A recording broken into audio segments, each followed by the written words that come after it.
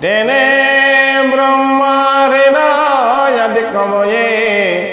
मुय्यन्ते यक्षराय तेजो वर्मिणं यथा विनिमयो यत्तति सग्रोमिषा धन्नासेनाशनिरष्टकहकं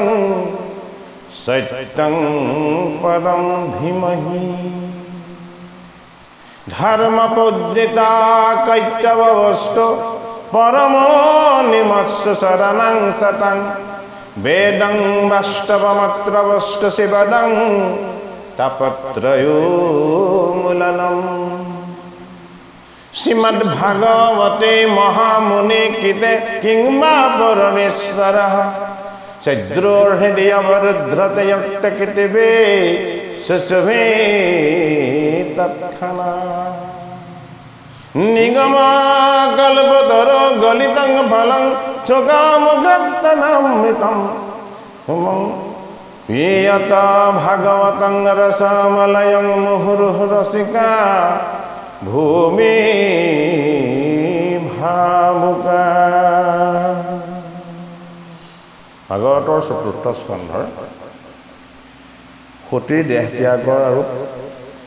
শিৱৰ দক্ষৰ বিৰুদ্ধৰ অকণমান পাঠ কৰি লৈছোঁ। পদ শংকৰ বদতি পুনৰপি শুনা সতী হে অতি মহামন্দ তজু পিতা প্ৰজাপতি পূৰ্বৰ বৃত্তান্ততে তুমি নুশুনিলা এ জীবেলা তত পিতা আমাক নিন্দিলা এ কৰিলন্ত যজ্ঞ এক কালে প্ৰজাপতি হে আমি আছিলো সেহি এসময়ে তহিতি কৰিলন্ত তজ পিতৃ মোক তিৰস্কাৰ এ সভা মাজ কৰিলন্ত আক্ষেপ আপা অ যদি মোলা কুহিদৰ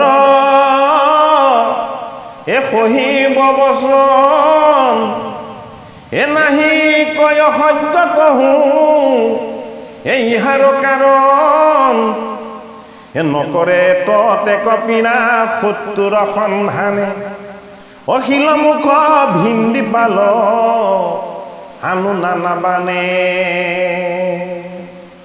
অল্পকাল মাত্ৰ পিয়া শত্ৰুৰ পহাৰে এ প্ৰথমতে তাপ পাছে হে গুছে নিৰন্তৰে অকুহিত খবৰ বাক্য হে সায়ক সন্ধান হে মৰ্ম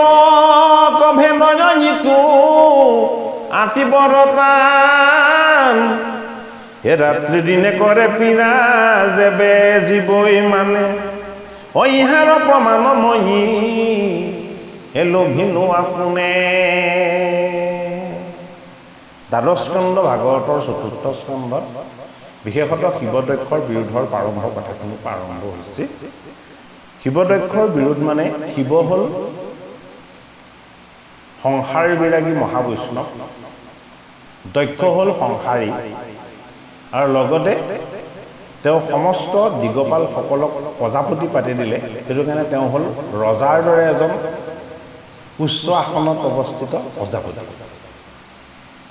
সম্পদ বৈভৱেৰে সৈতে পৰিপূৰ্ণ হোৱাৰ কাৰণেই তেখেতে জীৱনত সৎকৰ্মৰ ৰূপে ডাঙৰ ডাঙৰ তেখেতে যজ্ঞ সম্পাদন কৰে দক্ষ সেইবাৰ যজ্ঞ আৰম্ভ কৰিছিলে সেই যজ্ঞলৈ মহাবৈষ্ণৱ শিৱও গৈছিলে শিৱ যিহেতু তেওঁৰ কনিষ্ঠ জয় আৰু সেই যজ্ঞত সৃষ্টিকৰ্তা ব্ৰহ্মাও আছিল আকৌ এইবাৰ বৃহস্পতি যজ্ঞ পাতিছে আৰু এটা ডাঙৰ যজ্ঞ পাতিছে সেই যজ্ঞলৈ এইবাৰ কিন্তু শিৱ নাযায় কিয় নাযায় ইয়াৰ আগৰবাৰ যজ্ঞত শিৱক খুব অপমান কৰিলে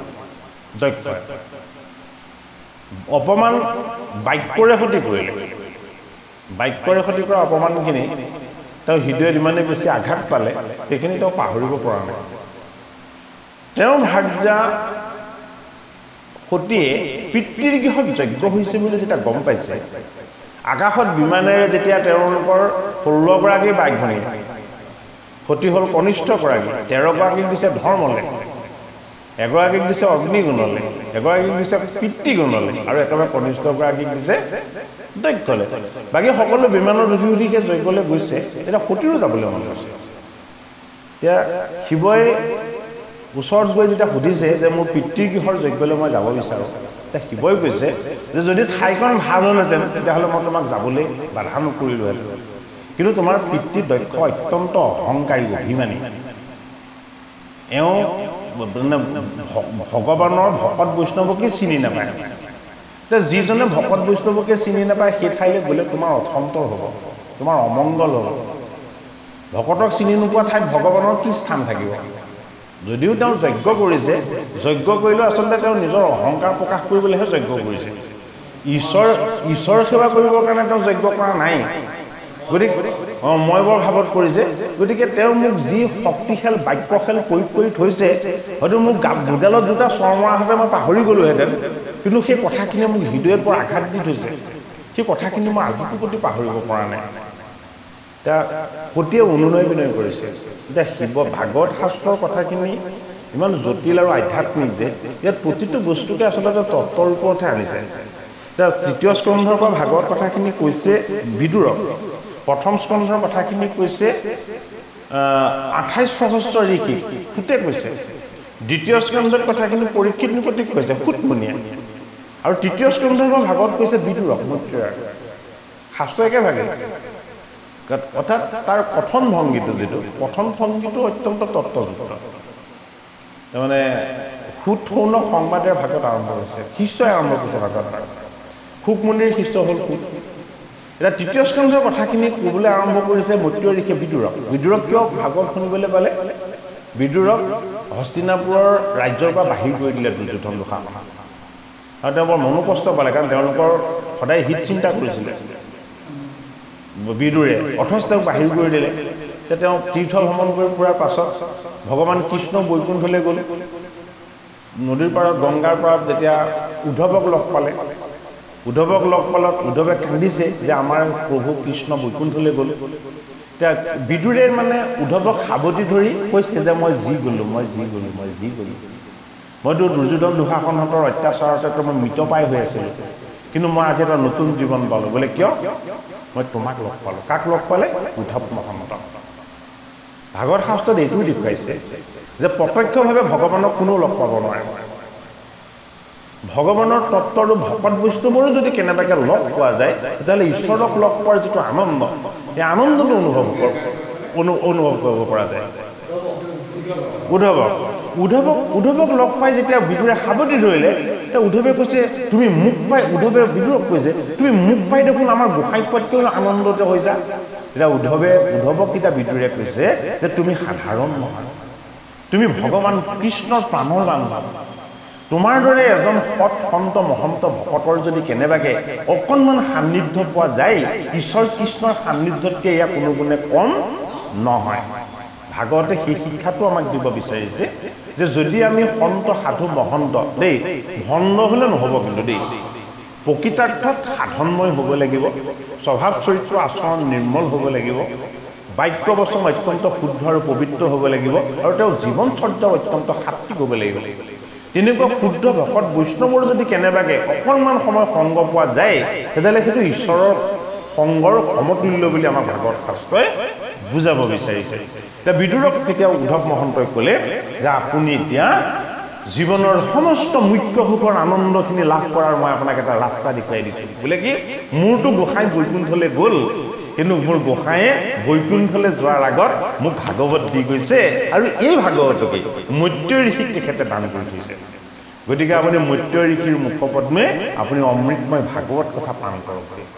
তেতিয়া আপোনাৰ জীৱনৰ যিমানখিনি দুখ যান্ত্ৰণা বিষাদ আছিলে সমস্তখিনিৰ পৰা আপুনি পৰিত্ৰাণ পাবা এতিয়া এই কথাখিনি বিদুৰক কৈ আছে মৈত্য ঋষি এতিয়া তত্ত্বৰ অৰ্থত বুজাইছে যে আমাৰ লগত থকা কিছুমান বস্তুৰে আমাৰ সদায় বিৰোধ হৈ থাকে আমাৰ লগত থকা বস্তুৱে ভাগৱত শাস্ত্ৰই আমাৰ হৃদয়ৰ কথাখিনিহে কৈছে যদিও বৈকুণ্ঠৰ কল্পতৰ ভাগৱত শাস্ত্ৰই কাহিনীৰ আশ্ৰয় লৈছে বা কিবা এটা ইয়াত বংশৰ বৰ্ণনাৰ কথা আনিছে কিন্তু ইয়াৰ মূলভূত যিটো তাৰ আচল তত্ত্ব কথা সেই তত্ত্ব কথাখিনি আমাৰ জীৱনৰ কথা কৈছে বিদুৰ আমাৰ জীৱটো দেহ তত্ত্ব হয়নে মৈত্ৰেয় আমাৰ মন আৰু প্ৰাণৰ আত্মা শক্তি জীৱটোৱে সদায় আত্মাৰ লগত একাত্মবোধ হ'ব বিচাৰে জীৱ আত্মা বুলি কোৱা হৈছে সেইটো কাৰণে এই জীৱ আৰু আত্মা যদি একাত্মবোধ হ'ব নোৱাৰে তেতিয়াহ'লে জীৱটো কি জীৱটো হ'ল শিৱ আটাইতকৈ শুদ্ধ বস্তু এই শুদ্ধ জীৱই যদি কেনেবাকৈ আত্মাৰ স্পৰ্শ নাপায় তেতিয়াহ'লে সি সদায় কষ্ট পায় আৰু এই কষ্টটো ক'ত লাগে এই কষ্টটো আমাৰ দেহটোত লাগি যায় দেহত চলন পূৰণ হৈ থাকে অস্থিৰ হৈ থাকে মনটো শান্ত নহয় অশান্ত হৈ থাকে এইটো কাৰণে দেহৰ তত্ত্বটোৰ নাম হ'ল তথ্য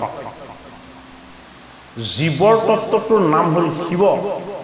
আৰু ঈশ্বৰ তত্ত্বটোৰ নাম হ'ল দেহ মন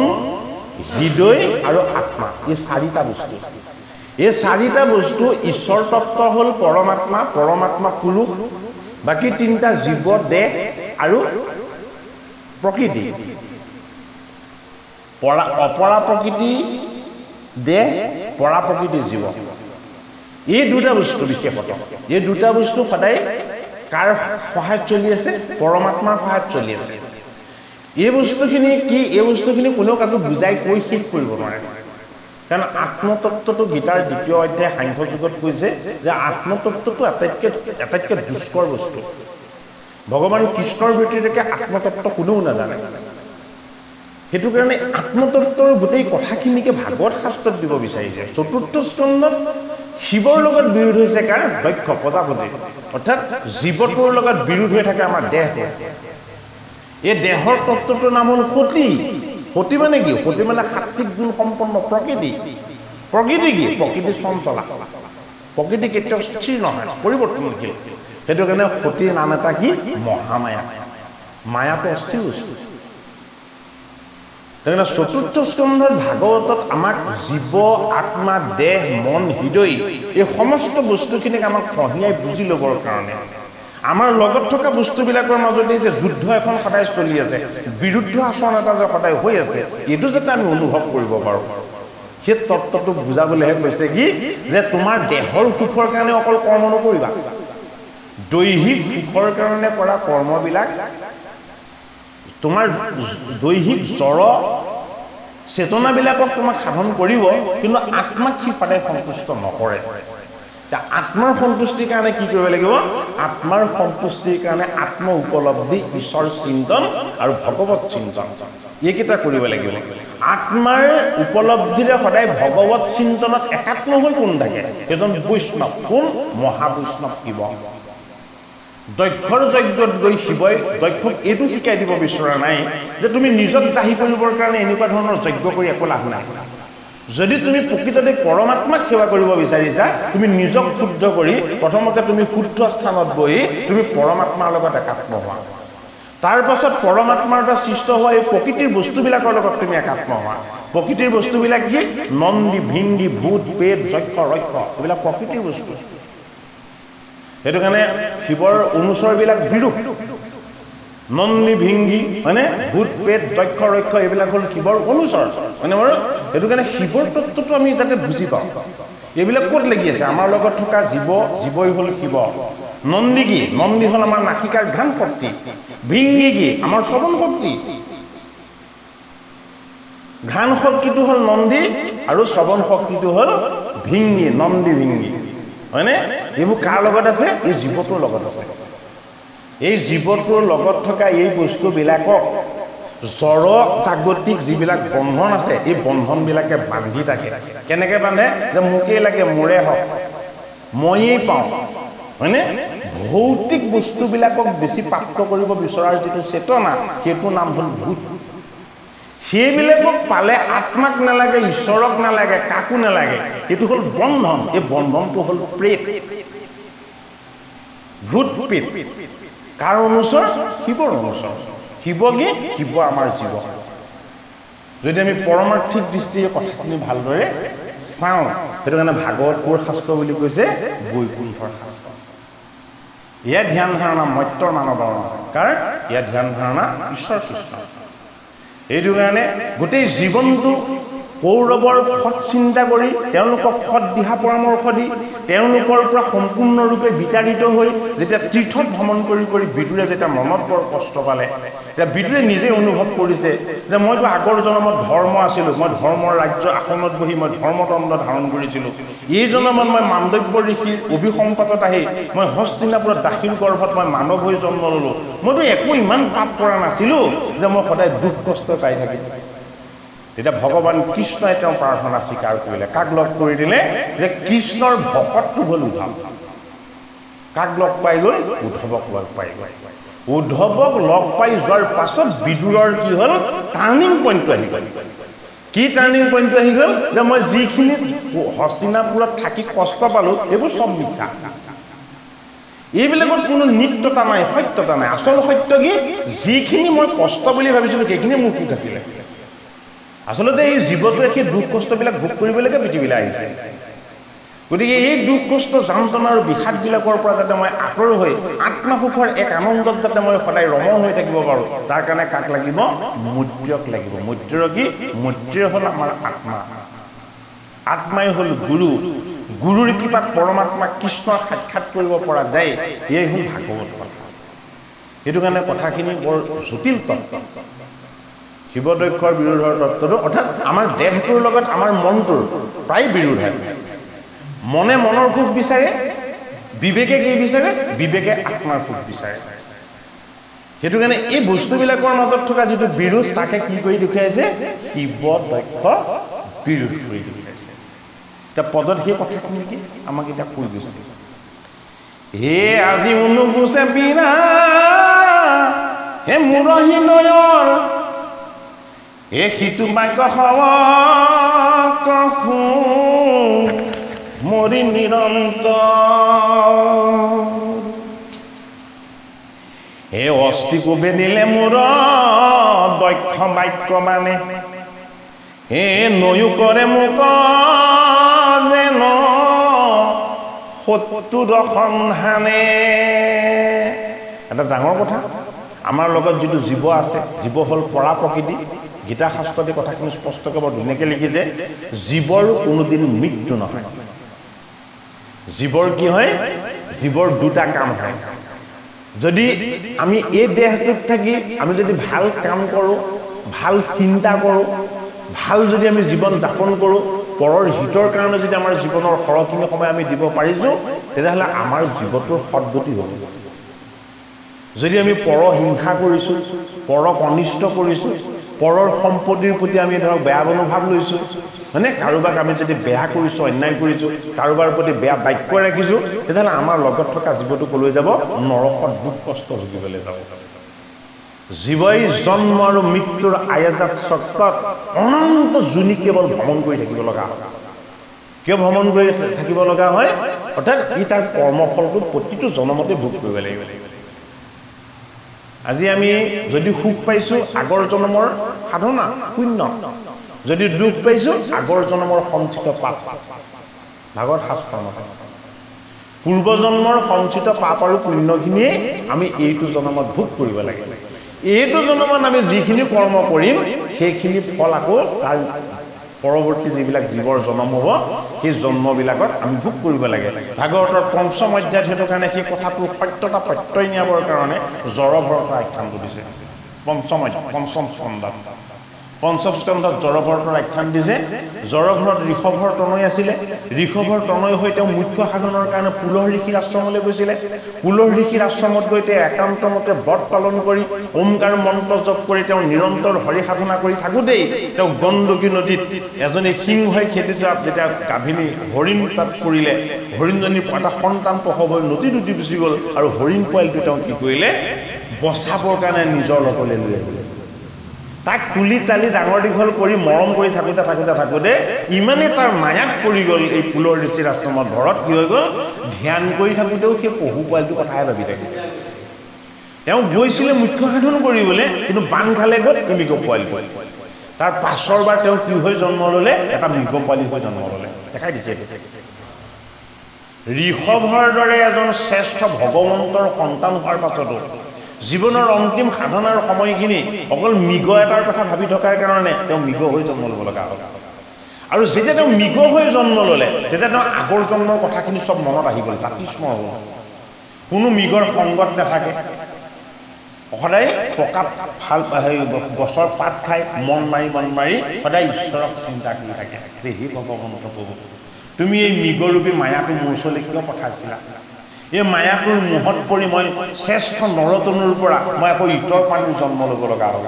তুমি মোক এনেকুৱা এটা জন্ম দি দিবা মৃগ হৈ থাকোঁতে তেওঁ সাধনা কৰিছে কি জন্ম দিবা যাতে গোটেই জগতক মই জড় কৰি ৰাখিব পাৰোঁ তোমাৰ আত্মাৰ শক্তিটোকে যাতে মই সদায় চৈতন্য কৰি ৰাখিব পাৰোঁ সেইটো কাৰণে ভাগৱতৰ পঞ্চম স্কন্ধত কি হৈছে তেওঁ পুনৰ জন্ম ল'লেগৈ এশৰ ব্ৰাহ্মণৰ ঘৰত ভৰত পূজে সেইবাৰ তেওঁ চৈতন্য নহয় তেওঁৰ নামটো কি হ'ল জড়ভৰত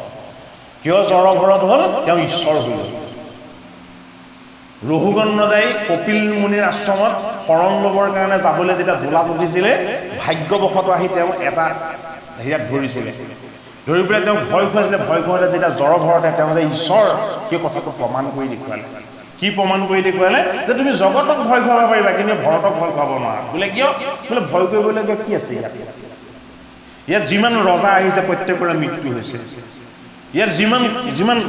ডাঙৰ শাসনকৰ্তা নাথাকক কিয় প্ৰত্যেকৰে ইয়াতে লয় হৈছে ইয়াত কোনো স্থিৰ নহয় গোটেই জগতেই অস্থিৰ ইয়াত তুমি মোক ভয় খুৱাই কি কৰিবা মোৰ ভয় ভীতি একো নাই বোলে কিয় মোৰ বোলে অকল পৰমাত্মাৰ লগতেইহে সম্পৰ্ক বাকী জড় বস্তুবিলাকৰ লগত মোৰ সম্পৰ্ক নাই তেতিয়া ৰঘুগণ ৰজাই দোলাৰ পৰা নামি জড়ভৰতৰ চৰণত ধৰি আপুনি মোৰ গুৰু আপুনি মোৰ ঈশ্বৰ আপুনি মোৰ ভগৱান মই যিজন কপিল ঋষিৰ আশ্ৰমত আহি মই শৰণ ল'ম বুলি মই মনেৰে ভাবিছিলোঁ আপুনিয়ে কপিল ঈশ্বৰ আপুনিয়ে জড়ভৰত কপিল ঈশ্বৰ আৰু আপুনি ভগৱানৰ মাজত একো পাৰ্থক্য নাই আপুনি গুৰু হৈ কৃপা কৰি আপুনি মোক ঈশ্বৰ তত্ত্বৰ জ্ঞান দিলে ভাগৱতৰ পঞ্চম স্কন্ধৰ সেইখিনি অত্যন্ত ৰহস্যময় ভক্তিৰ কথা ৰঘুগণ ৰজাক শৰণ ভজনৰ সমস্ত তত্ত্ব জড়ভৰতে দিছে এইটোকে ক'ব বিচৰা হৈছে যে এবাৰ ঋষভৰ পুত্ৰ হৈ জন্ম ল'লে এবাৰ এটা মৃগ হৈ জন্ম ল'লে মৃগ হৈ জন্ম লৈ ঈশ্বৰ চিন্তা কৰাৰ কাৰণে সেইবাৰ তেওঁ আত্মাৰূপ জড়ভৰত হৈ জন্ম ল'লে কি হ'ল তেওঁ মৃত্যুক জয় কৰিলে তেওঁৰ ওচৰলৈ আৰু মৃত্যু আহিব নোৱাৰিলে অৰ্থাৎ মনুষ্য জীৱন পালে মানুহে সাধনা কৰিলে ঈশ্বৰ প্ৰাপ্তিৰ যে এটা সুন্দৰ সুযোগ এই নৰতনু এই কথাটো আমাৰ ভাগৱত শাস্ত্ৰই বুজাইছে শিৱ দক্ষৰ বিৰোধী শিৱ হ'ল আমাৰ জীৱ দক্ষ হ'ল আমাৰ ৰজগুণী দেহ এই ৰজগুণী দেহটোৰ লগত জীৱটোৰ আচলতে কি হ'ব লাগে একাত্মবোধ হ'ব লাগে জীৱৰ লগত যদি দেহৰ একাত্মবোধ হ'বলৈ হয় জীৱটোৱে যিদৰে ঈশ্বৰৰ চৰণ বিচাৰে ভগৱত বস্তু বিচাৰে ভাল বস্তু ভাল কাম ভাল চিন্তন বিচাৰে আমাৰ এই দেহটোৱেও সেই বস্তুবিলাকে সদায় বিচাৰিব লাগিব তাৰ ব্যতিৰেকে কি হ'ব দেহ চঞ্চল মন চঞ্চল জগত চঞ্চল সংসাৰ চঞ্চল আমি সকলো অস্থিৰ হৈ থাকি যাম এই অস্থিৰতাৰ নাম হ'ল কি মহামায়া সেইটো কাৰণে শিৱৰ ভাৰ্যাৰ নাম মহামায়া এই মহামায়াৰ লগত ঈশ্বৰৰ সাত্বিক সাধনময় সদ্গুণ আছে সেইটো কাৰণে মহামায়াৰ এটা নাম হ'ল কি সতী এই সতীৰূপী আমাৰ এই প্ৰকৃতিময় দেহটো পৰ্বতময় হাড়ত গঠিত সেইটো কাৰণে সতীৰ এটা নাম পাৰ্বতী গতিকে দেহ জীৱ আৰু আত্মা পৰমাত্মাৰ যিটো ঈশ্বৰ জ্ঞান এই ঈশ্বৰ জ্ঞানকে ভাগৱতৰ চতুৰ্থ স্তম্ভ আমাক হৃদয়ঙ্গম কৰা হেৰা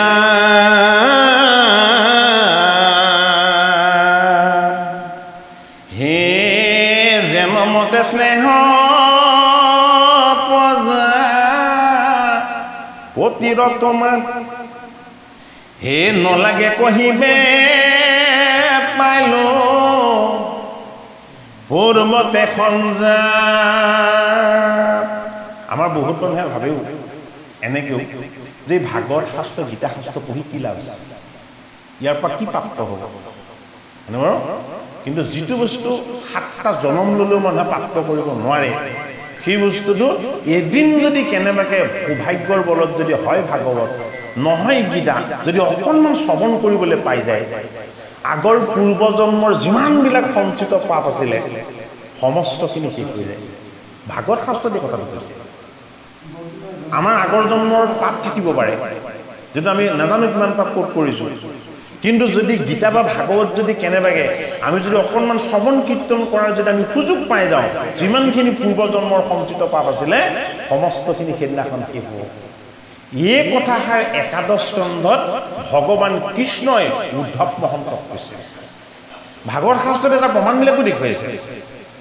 উদ্ধৱ মহন্তক কি বুলি ক'লে যে মই বৈকুণ্ঠলৈ যাম তুমি মোৰ লগত যাব নোৱাৰা বোলে কিয় যাব নোৱাৰা মই বৈকুণ্ঠৰ ঈশ্বৰ মই বৈকুণ্ঠতে থাকোঁ বোলে কিয় তোমাৰ দেহ আছে মোৰ দেহ নাই মই আত্মা মই ইচ্ছা কৰিয়ে নৰতনুটো লৈহে দেখাইছোঁ মোৰ এইটো নৰতনু যদিও মই তোমাক লৈ দেখুৱাইছোঁ কিন্তু এইটো মোৰ নৰতনু নহয় এইটো মোৰ আত্মাৰূপ মই আত্মা পৰমাত্মা কৃষ্ণ আৰু সেইটো কাৰণে মই ক'ত ব্যাপ্ত হৈ থাকিম মই মোৰ ভাগৱত শাস্ত্ৰত ব্যাপ্ত হৈ থাকিম উদ্ধৱ মহন্তই 27টা প্ৰশ্ন সুধিলে ভগৱান কৃষ্ণই 27টা প্ৰশ্নৰ উত্তৰ দিলে আৰু তাৰ পাছত উদ্ধৱক কৈছে কি তুমি চাই লোৱা মই ক'ত আছোঁ আৰু দেখিছে যি ভাগৱত জ্ঞান আৰু ভক্তি ভগৱান কৃষ্ণই উদ্ধৱক দিছিলে সূৰ্যৰ দৰে উজ্জ্বল হৈ জ্যোতিৰ্ময় হৈ ভগৱান কৃষ্ণ তাত প্ৰকাশ হৈ আছে এতিয়া উদ্ধৱক ভগৱান কৃষ্ণই কৈছে হে মোৰ প্ৰাণৰ বান্ধৱ উদ্ধৱ য'ত মোৰ ভাগৱত পাতিম য'ত মোৰ ভাগৱত কথা চৈতন্য হ'ব তাতেই মই প্ৰকাশ হ'ম বোলে কিয় মই আৰু মোৰ ভাগৱতৰ মাজত কোনো আত্মগত তত্ত্বগত কোনো পাৰ্থক্য নাই সেইটো কাৰণে ভাগৱত শাস্ত্ৰ য'ত শ্ৰৱণ কীৰ্তন কৰা হয় তাত সৰ্বদা ভগৱান কৃষ্ণ বিৰাজমান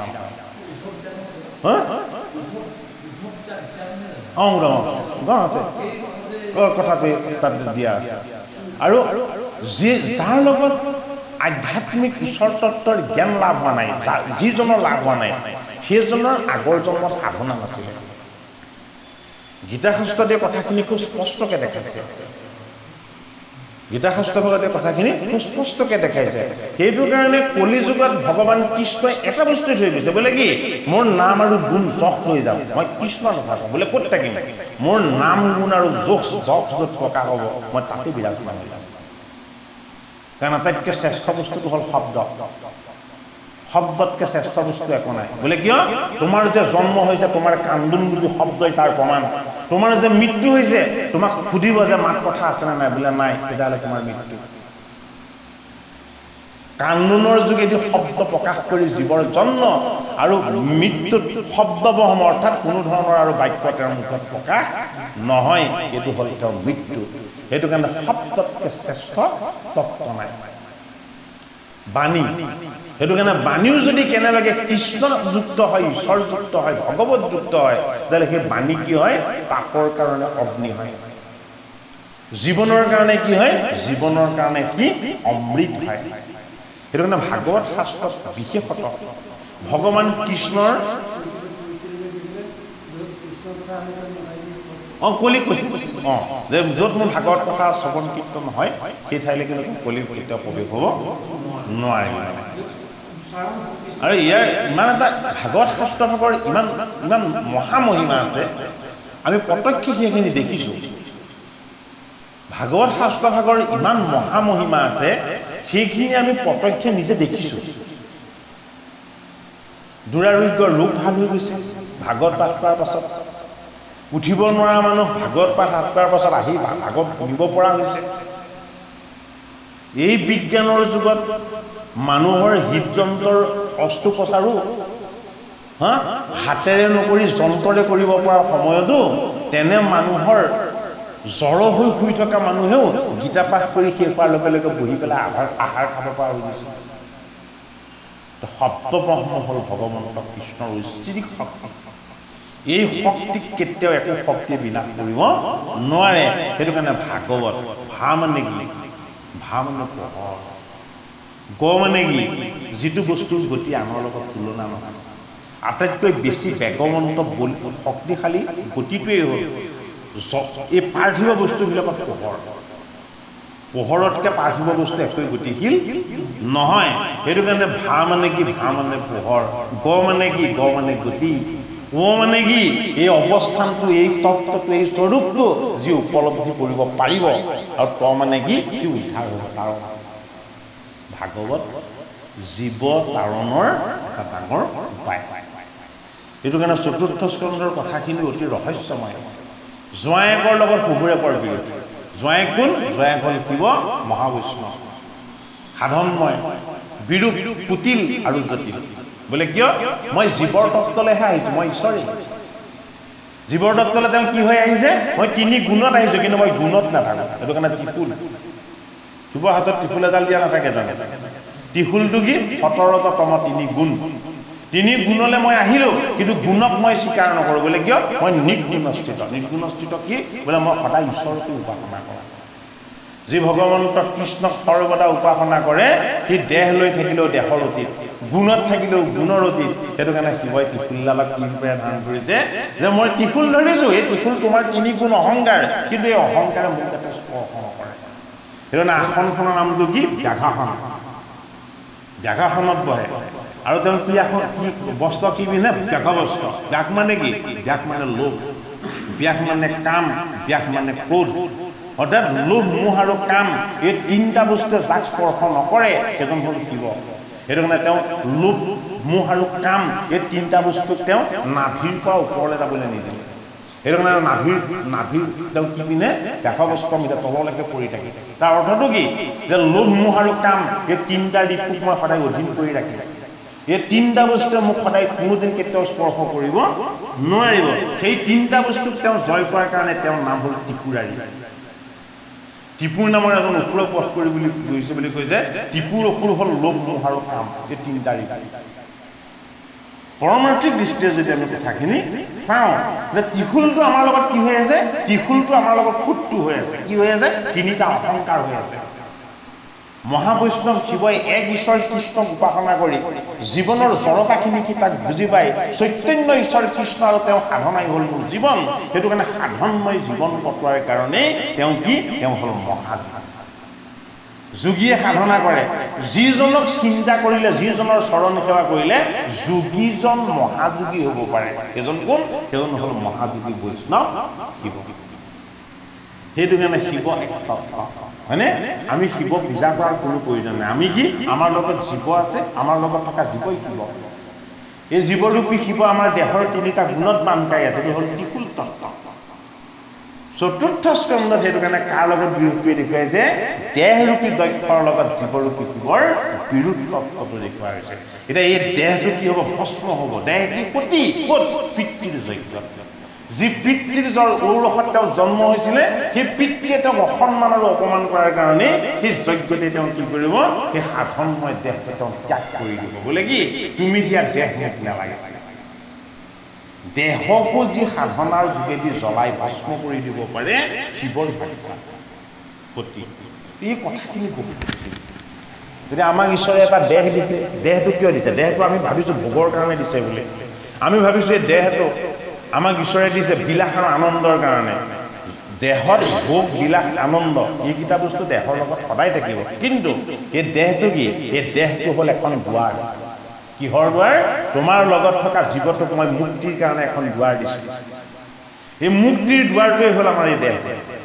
যদি এই দেহটোক ঈশ্বৰ চিন্তনত, ভগৱত চিন্তনত, ঈশ্বৰ উপাসনাত যদি আমি লগাব পাৰোঁ, আৰু যি সন্তানে পিতৃ মাতৃৰ বাক্য কোনোদিন মান্য নকৰে, সেই সন্তান কোনোদিন জীৱনত কেতিয়াও সুখী হ'ব নোৱাৰে। পিতৃ মাতৃ কি? পিতৃ মাতৃ হ'ল ঈশ্বৰ। আমি নেদেখা ঈশ্বৰজনক উপাসনা কৰিছোঁ হয়, কিন্তু দেখাজন ঈশ্বৰ আমাৰ মা দেউতা। যদি আমি পিতৃ মাতৃৰ চৰণ চুই সেৱা কৰি যে তুমি মোক এই পৃথিৱীলৈ জন্ম দিলা, তুমি মোক তুলি তালি ডাঙৰ দীঘল কৰিলা, তুমি মোৰ ঈশ্বৰ, নেদেখা ঈশ্বৰজনে তেতিয়াহে আনন্দ কৰে। বোলে কিয়? এওঁ মোক চিনি পালে, এওঁ মোক চিনি পালে। বোলে কেনেকৈ চিনি পালে? যে মই এওঁ পিতৃ। আচলতে আচল পিতৃটো পৰম গুৰু,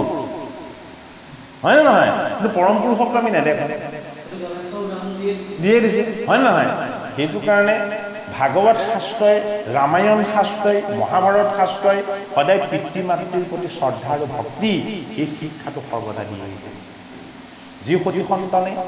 পিতৃ মাতৃক ঈশ্বৰ জ্ঞান নকৰে, পিতৃ মাতৃক ভক্তি আৰু শ্ৰদ্ধা নকৰে, সেই সন্তানৰ কেতিয়াও কল্যাণ নহয়। কাৰ সিদ্ধান্ত? ভাগৱত শাস্ত্ৰৰ সিদ্ধান্ত। কাৰ সিদ্ধান্ত? ৰামায়ণ শাস্ত্ৰৰ সিদ্ধান্ত। ৰাম কিয় ঈশ্বৰ হ'ল? ৰামটো নৰ হৈহে জন্ম লৈছিলে, অযোধ্যাত দেহ লৈহে জন্ম লৈছিলে, কৌশল্যাৰ গৰ্ভত জন্ম লৈছিলে। ৰাম কিয় ঈশ্বৰ হ'ল? ৰাম ঈশ্বৰ সত্যৰ, কৃষ্ণ ঈশ্বৰ প্ৰেমৰ, পৰশুৰাম ঈশ্বৰ অহংকাৰ দূৰ কৰা। ঈশ্বৰৰ অৱতাৰ তত্ত্ববিলাকৰ এক বিৰাট উদ্দেশ্য লৈ হৈছে।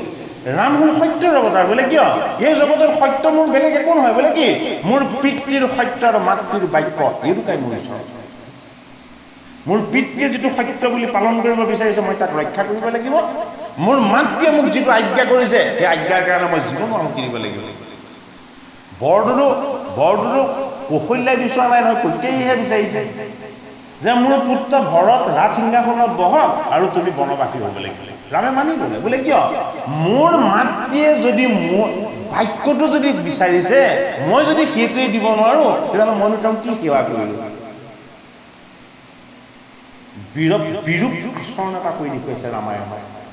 ৰামক বনবাস দি নিজৰ পুত্ৰৰ কাৰণে আসন ভিক্ষা কৰোঁতেও, সিংহাসন ভিক্ষা কৰোঁতেও ৰামচন্দ্ৰই হাঁহি হাঁহি মাতৃৰ বাক্য আৰু পিতৃৰ সত্য দুইটা পালন কৰি দিলে। সেইটো কাৰণে ৰাম কি? ৰাম হ'ল সত্যৰ অৱতাৰ। পিতৃয়ে ঈশ্বৰ, মাতৃয়ে ঈশ্বৰ। ৰা হ'ল পিতৃ, মা হ'ল মাতৃ। সেইটো কাৰণে ৰাম যিটো শব্দ, ৰা শব্দ প্ৰকাশ হৈ যোৱাৰ লগে লগে সমস্ত পাপখিনি ওলাই যায়। ম শব্দই গোটেই পুণ্যখিনি আভ্যন্তৰ কৰে। অৰ্থাৎ মাতৃৰ মমতা আৰু পিতৃৰ ত্যাগ। এই জগতত দুজনে সন্তানৰ কাৰণে আটাইতকৈ বেছি ত্যাগ কৰে। মাতৃয়ে মৃত্যুৰ পাছতো পুত্ৰৰ কাৰণে কান্দি থাকে, কন্যাৰ কাৰণে কান্দি থাকে, আৰু পিতৃয়ে য'তেই নাথাকক কিয় সদায় সন্তানৰ হিত, কুশল আৰু মংগল কেৱল সেইটোৱে চিন্তা কৰে। সেইটো কাৰণে এই জগতখনত আমি পিতৃ মাতৃক যদি ঈশ্বৰ জ্ঞান কৰিবলৈ শিকা নাই, তেতিয়াহ'লে আমাৰ ভগৱত জ্ঞান কেতিয়াও লাভ নহয়। ৰামায়ণত ৰামে সেই সত্যক প্ৰতিষ্ঠা কৰি দেখুৱাইছে, আৰু ভগৱান কৃষ্ণই কৈছে যে মোক যি পুত্ৰ ৰূপেৰে প্ৰতিপালন কৰিব, মই তাৰ গৃহত কি নকৰিম। সেইটো কাৰণে দশম স্কন্ধত 90টা অধ্যায় দিছে। ভগৱান কৃষ্ণ জন্ম মৃত্যু জৰা মৃত্যুহীন ঈশ্বৰ, তথাপিতো যশোদাৰ কোলাতাহি তেওঁক প্ৰতিপালন হৈ দেখুৱাইছে। বোলে কি? মই যদিও সত্য, এইবাৰ মই প্ৰেম ৰূপ হ'ম। বোলে কিয়? মই গোপীৰ গৃহত মাখন চুৰ কৰি খাম। মোৰ মাতৃয়ে মোক উৰালত যদি বান্ধিবলৈ বিচাৰে, মই কঁকাল পাতি দিম, মই তাতো বান্ধো।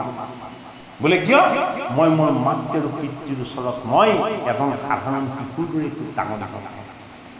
কৃষ্ণ প্ৰেমটো কীৰ্তন শাস্ত্ৰত জগতগুৰু অনন্ত শংকৰদেৱ গুৰুজনাই বিশেষ তত্ত্ব আনিছে শিশুলীলা। শিশুলীলা বুলি কিয় আনিছে? হয়নে? আমাৰ স্বভাৱ, চৰিত্ৰ, আচৰণ এই সকলোবিলাক আমি শিশুৰ দৰে সৰল, নিৰ্মল আৰু যদি কোমল কৰি ৰাখিব পাৰোঁ, তেতিয়াহ'লে ভক্তি কৰিব পাৰিম। মনটো যদি কেনেবাকৈ ৰুক্ষ হয়, কঠিন হয়, তেতিয়াহ'লে আমাৰ ভক্তি কেতিয়াও সাধনা নহ'ব। মনটো নিৰ্মল কৰি ৰাখিবলৈ আমাৰ স্বভাৱ চৰিত্ৰ আচৰণ আৰু চিন্তন শিশুৰ দৰে নিৰ্মল আৰু কোমল হ'ব লাগিব। ভাগৱত শাস্ত্ৰ সেই শাস্ত্ৰসন্মত গোটেই ব্যৱস্থাখিনি আমাক দেখুৱাইছে যাতে আমি এই জগতলৈ নৰতনু যে পালোঁ, শ্ৰেষ্ঠ জীৱৰ যে আমি এটা সুযোগ পালোঁ, এই সুযোগটোক যাতে আমি ঈশ্বৰ সেৱা আৰু ভগৱত চিন্তনত যাতে আমি আকৌ লগাব পাৰোঁ বা লগাবলৈ যত্নপৰ হওঁ। সেইটো কাৰণে আজি আপোনালোকৰ কাৰণে আটাইতকৈ ভাল দিন, আটাইতকৈ মংগলময় দিন। বোলে কিয় সেইদিনক ভাই দুৰ্দিন বুলি আমি মেঘ চন্ম নহয় দুৰ্দিন হে কৃষ্ণ কথা অমৃতৰ হে সাম্যক আলাপৰ যিটো দিন হয়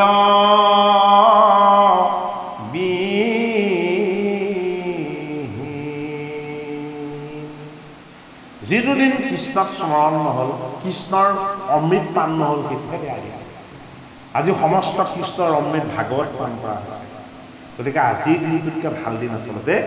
এই সেৱকী বা গৃহস্থৰ কাৰণে বেলেগ নাই। মনত কৰি দিয়ক। হে ৰাম মোৰ বাক্য নুশুনি জয় দপি একি বেলাৰ পৰা জানো স্নেহৰ প্ৰমাণ হে দুহিতা সবাৰে মাজে তুমি সে প্ৰধান নালাগে কহিবে মুত সকলে বিদিত এতেকে যায় বা কপতি নুহিকে উচিত। শিৱ ঈশ্বৰৰ অংশ জীৱ, অত্যন্ত শুদ্ধ বস্তু। এই জীৱটোৱে সদায় দেহটোৰ মংগলৰ কাৰণে কাম কৰিব বিচাৰে, কিন্তু এই দেহটোৱে কি কৰিব বিচাৰে? অমংগলৰ ভাগ ল'ব বিচাৰে। অমংগল কেতিয়া আহিব? যেতিয়া কিবা এটা কাম কৰোঁতে উঠক কৰিব, বেছি খৰখেদা কৰিব, তেতিয়াই উজুতি খায়, তেতিয়াই কষ্টকা খায়, হয়নে বাৰু? অমংগলটোক সুমংগল কৰিবৰ কাৰণে ভাগৱত শাস্ত্ৰই আমাক এটা শিক্ষা দিছে।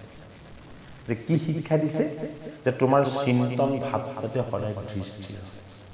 তুমি ইমান বিলাস বৈভৱৰ অস্থিৰতা কিয় প্ৰকাশ কৰিব বিচাৰিছা? পিতৃয়ে যজ্ঞহে কৰিব বিচাৰিছে, ঈশ্বৰ সেৱা কৰিব বিচৰা নাই। তেওঁৰ হৃদয়ত কোনো ভগৱত প্ৰেমেই নাই, ভকতৰ প্ৰতি শ্ৰদ্ধাই নাই। তেওঁ নিজকে নিজে বহুত ডাঙৰ বুলি ভাবি থাকে, এইটোৱে তেওঁ পাপ।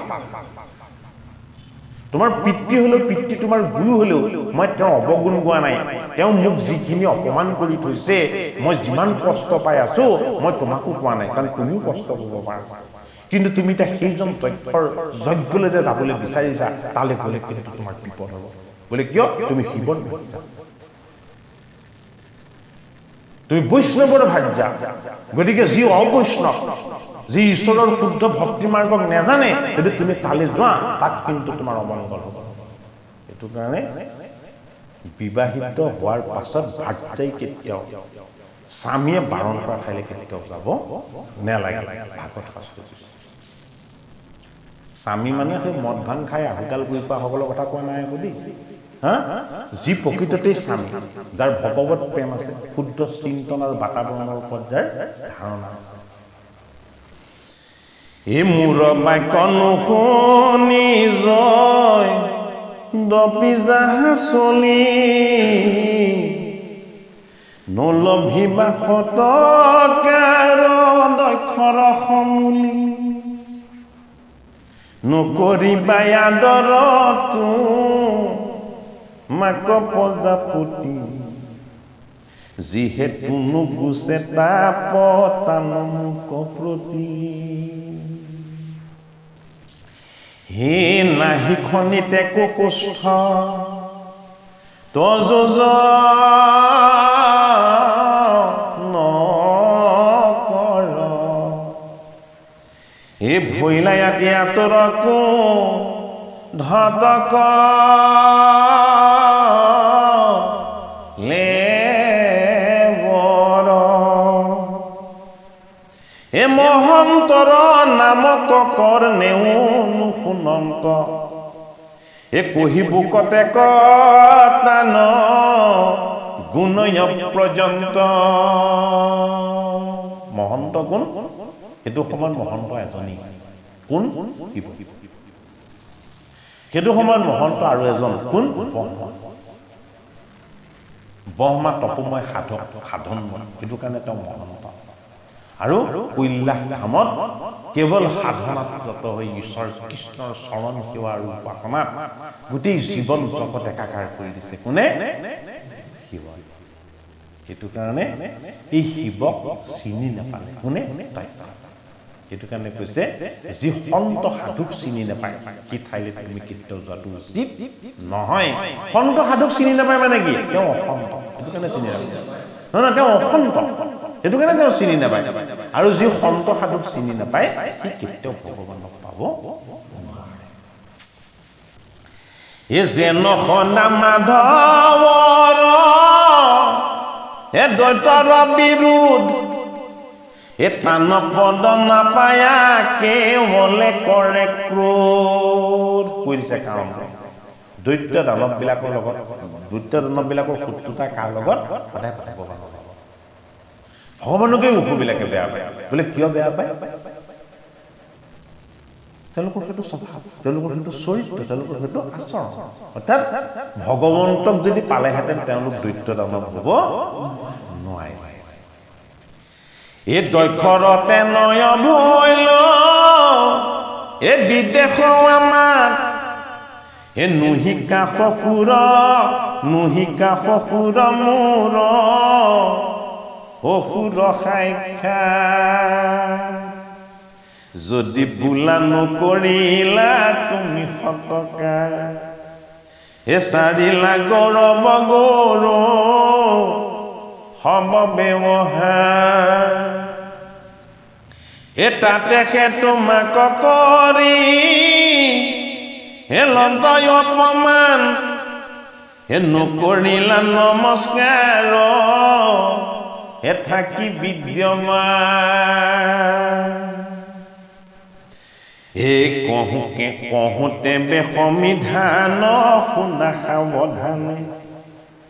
কিবা ভাল মন্দ বোলা গুণী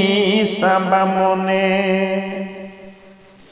মহন্ত খবৰ নমস্কাৰৰ বিধান মহাজনে জানে তাক নজানয় যিটো হব জীৱৰ চৈতন্য নাৰায়ণ তাহাংক সদায় কৰে মহন্তে সেৱন অৰ্থাৎ দক্ষ যজ্ঞ ভূমিলে বোলে যেতিয়া প্ৰৱেশ কৰি আহিছিলে দেহ একদম উজ্জ্বল হৈ জিলিকি আহিছিলে অত্যন্ত উজ্জ্বল ৰত্নৰ সৈতে খচিত তেওঁ সাজপাৰ পিন্ধি আহিছিলে তেওঁ সমস্ত জোঁৱায়েক অগ্নিগণু অগ্নিদেৱতাও তেওঁক দেখি বহা আসনৰ পৰা উঠি তেওঁক অভিবাদন জনালে কিন্তু এক আসনত বহি আত্মাৰূপ ঈশ্বৰ কৃষ্ণক একান্ত চিত্তে উপাসনা কৰি আত্মাৰ আনন্দত চকু পানী বৈ আছে কোনে মহাপুৰুষ শিৱ আছে আত্মা সুখৰ আনন্দ দক্ষ আছে ক'ত মই ইমান উজ্জ্বল হৈ আহিছো মই ইমান ভাল হৈ আহিছো মোক দেখা সত্ত্বেও উঠি নিদিয়া এই যে জড় বস্তুটোত লাগি আছে মই দক্ষ লাগি থাকিল জড় বস্তুত শিৱ বহি থাকিল চৈতন্য তত্ত্ব সেইটো কাৰণে তুমি কিমান সাধনা কৰি নিজৰ আত্মাৰ ওচৰত ঈশ্বৰৰ ওচৰত পাব পাৰিছা এইটোৱে তোমাৰ আচল পৰিচয় তুমি কিমান দেখুৱাৰি কৰি পেলাই আনৰ ওচৰত তুমি জাহিৰ হৈ কেনেকে তুমি আসন ল'ব পাৰিছা সেইটো আত্মাৰ পৰিচয় নহয় সেইটো কাৰণে ভাগৱত এই শাস্ত্ৰই জীৱক আত্মাৰ ওচৰত পৰমাত্মাৰ ওচৰত এক কৰি দিব বিচাৰে ই ভোগবিলাকক নস্তাত কৰা নাই কিন্তু আত্মা ঈশ্বৰৰ যিটো প্ৰকাশ সেই প্ৰকাশটোক অনুভৱ কৰিবলৈ বিচাৰে এইটো কাৰণে যে যি মহন্তকে চিনি নাপায় মহন্তৰ মহান গুণসমূহক যিজনে দেখা নাপায় সেইজন অবৈষ্ণৱ তোমাৰ পিতৃ দক্ষ সেইজনৰ যজ্ঞলৈ তুমি যোৱাটো কেতিয়াও উচিত নহয় ভাগৱত শাস্ত্ৰত শুদ্ধ বিচাৰ আৰু শুদ্ধ সংস্কাৰ চতুৰ্থ স্কন্ধত দিব বিচাৰিছে। যদি আমি ভগৱান কৃষ্ণক ভাল পাওঁ, যদি আমি ভগৱান কৃষ্ণৰ একান্ত সেৱক হয়, তেতিয়াহ'লে আমাৰ কোনো আত্মগৰিমা, আত্মশ্লাঘা, আত্ম অভিমান এনেকুৱা ধৰণৰ বস্তু কেতিয়াও আমাৰ লগত থাকিব আচলতে নেলাগে। কিয়? সকলো জীৱ আত্মাই ঈশ্বৰ। ইয়াত কোনো উচ্চ নিচ্চ ভেদভাৱ আমাৰ ভিতৰত থাকিব নেলাগে। সকলোৱে ঈশ্বৰৰ অংশ শুদ্ধ জীৱ। এই ভাৱটো যেতিয়ালৈকে আমি আনি ল'ব নোৱাৰিম, তেতিয়ালৈকে যিটো ভগৱত চিন্তন, সেই ভগৱত চিন্তনটো কেতিয়াও আমাৰ ভাল নহ'ব। এই নকৰে আদৰ্শ মন ধৰ অনুসাৰে, যিটো শৰীৰত বদ্ধ নুহি অহংকাৰে, কিন্তু সৰ্বপুৰুষৰ উত্তম ঈশ্বৰ, যাহাৰ নিবাস সদা হৃদয় জীৱ, তাংক মনে সেৱয় সন্দেহ অহৰ্নিশে, যিটো ব্যাপী আছায়েহি প্ৰপঞ্চ বিশেষে। তোমাৰ পিতৃয়ে মোক কিয় অপমান কৰিলে আৰু তেওঁ কিমান অজ্ঞানী তাৰ প্ৰমাণটো শুনা। এই প্ৰপঞ্চ পঞ্চভূত দেখা যিবিলাক বস্তু আছে চব জড়। এই দেখা বস্তুবিলাকত নিৰাকাৰ হৈ, নিৰ্গুণ হৈ, ঈশ্বৰ তত্ত্ব হৈ যিজন প্ৰৱেশ হৈ সকলোকে চলাই আছে, সেইজনক চিন্তন কৰি তেওঁ চৰণ স্পৰ্শ কৰি থকাৰ যিটো আনন্দ, এই আনন্দটো কেৱল তেওঁ একান্ত সন্ত মহন্ত ভকতেহে উপলব্ধি কৰিব পাৰে। মই চকু পানী টুকি টুকি ভগৱন্ত কৃষ্ণৰ পৰমাত্মাৰ আনন্দত মই সমাধিত লীন গৈ আছো, আৰু তেওঁ সাধন ৰহিত হৈ, সাধনাৰ পৰা আঁতৰ হৈ অসাধাৰণ এটা প্ৰকাশ লৈ তেওঁ যজ্ঞভূমিতে প্ৰকাশ হৈছে নে ক'ত প্ৰকাশ হৈছে, মোৰ সেইখিনি চোৱাৰ মোৰ কি প্ৰয়োজন আছে? শাস্ত্ৰত দেখাইছে হয়নে? তেওঁ বাহ্যিকতাৰ ফালে চাই আছে আৰু মই আভ্যন্তৰীণ আত্মাৰ ঈশ্বৰ তত্ত্বৰ ফালে চাই আছে। আৰু তেওঁ সেইটো বুজি নাপায়, পাছত আকৌ মোকে দোষাৰোপ কৰি ইমান কটু বাক্য প্ৰয়োগ কৰিলে। যিজন দক্ষৰ সংস্কাৰ নাই, ভকত বৈষ্ণৱক চিনি নাপায়, অৱগত অবৈষ্ণৱ, সেইজন তোমাৰ পিতৃ হলেও সেইজনৰ যজ্ঞলৈ যাবলৈ মই তোমাক কেতিয়াও অনুমতি নিদিওঁ। হেৰা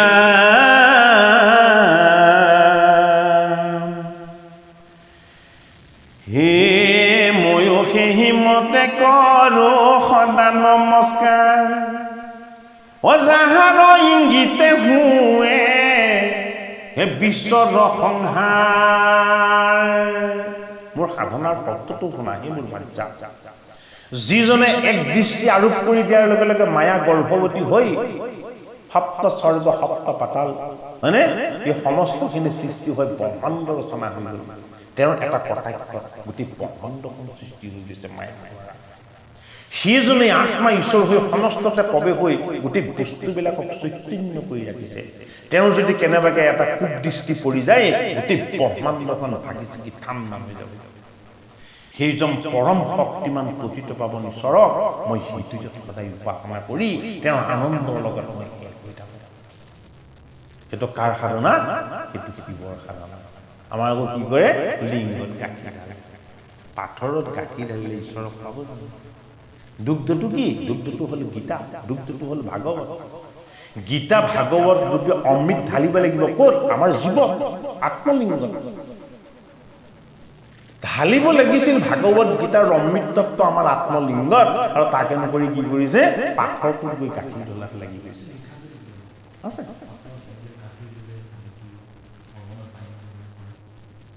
নহয় তাৰমানে পাথৰটো হ'ল জড় বস্তু।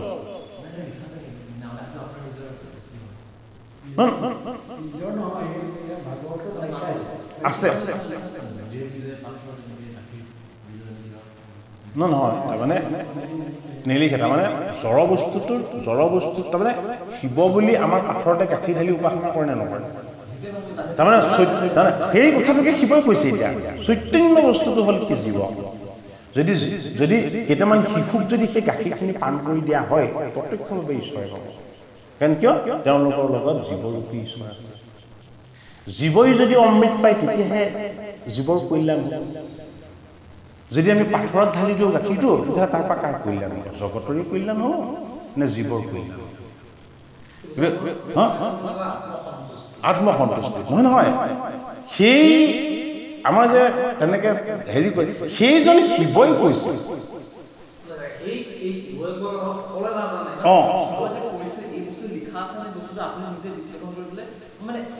না বুজিব কণ্ট্ৰভাৰ্চি নহয় কণ্ট্ৰভাৰ্চি ওলাই যাব এই কথাখিনি সেই কথাখিনিকে কৈ আছে কৈ আছে সেই কথাখিনিকে কৈ আছে ইয়াত মই শুনিব আকৌ দেই এইটো ইয়াতে কৈছে পদতে কৈছে এই ময়ো সেই মতে কৰো এ সদা নমস্কাৰ এ জাহাজৰ ইংগিতে হুৱে হে বিশ্বৰ সংহাৰ হে দেৱী মোৰ ভাতিজা পাৰ্বতী মই শিৱয়ো মই সেইজনক নমস্কাৰ কৰোঁ উপাসনা কৰোঁ বোলে কাক যিজনৰ চকুৰ দৃষ্টিত ব্ৰহ্মাণ্ড সৃষ্টি হয় আৰু যিজনৰ এক কটাক্ষত ব্ৰহ্মাণ্ডখন বিনাশ হয় এই ৰাম দক্ষ হৃদয়ে সেই ঈশ্বৰ প্ৰধান এতেহে সৰ্বময় সমস্তৰে বিদ্যমান আটাইতকৈ ৰহস্য কথাটো কিন্তু কি ক'লে যদিও তেওঁক দুৰ্ব্যৱহাৰ কৰিছে তথাপিতো তেওঁক এটা কথা স্মৰণ কৰাই দিছে বোলে কি দক্ষৰ হৃদয়টো কিন্তু সেইজন ঈশ্বৰ তাৰমানে ঈশ্বৰৰ উপলব্ধিটো যে অভেদ্য কাৰো লগত যে ঈশ্বৰ নথকাকে নাই সেইটো তেওঁ উপলব্ধি কৰিছে কোনে নহয় শিৱই সেই কথাটো কিন্তু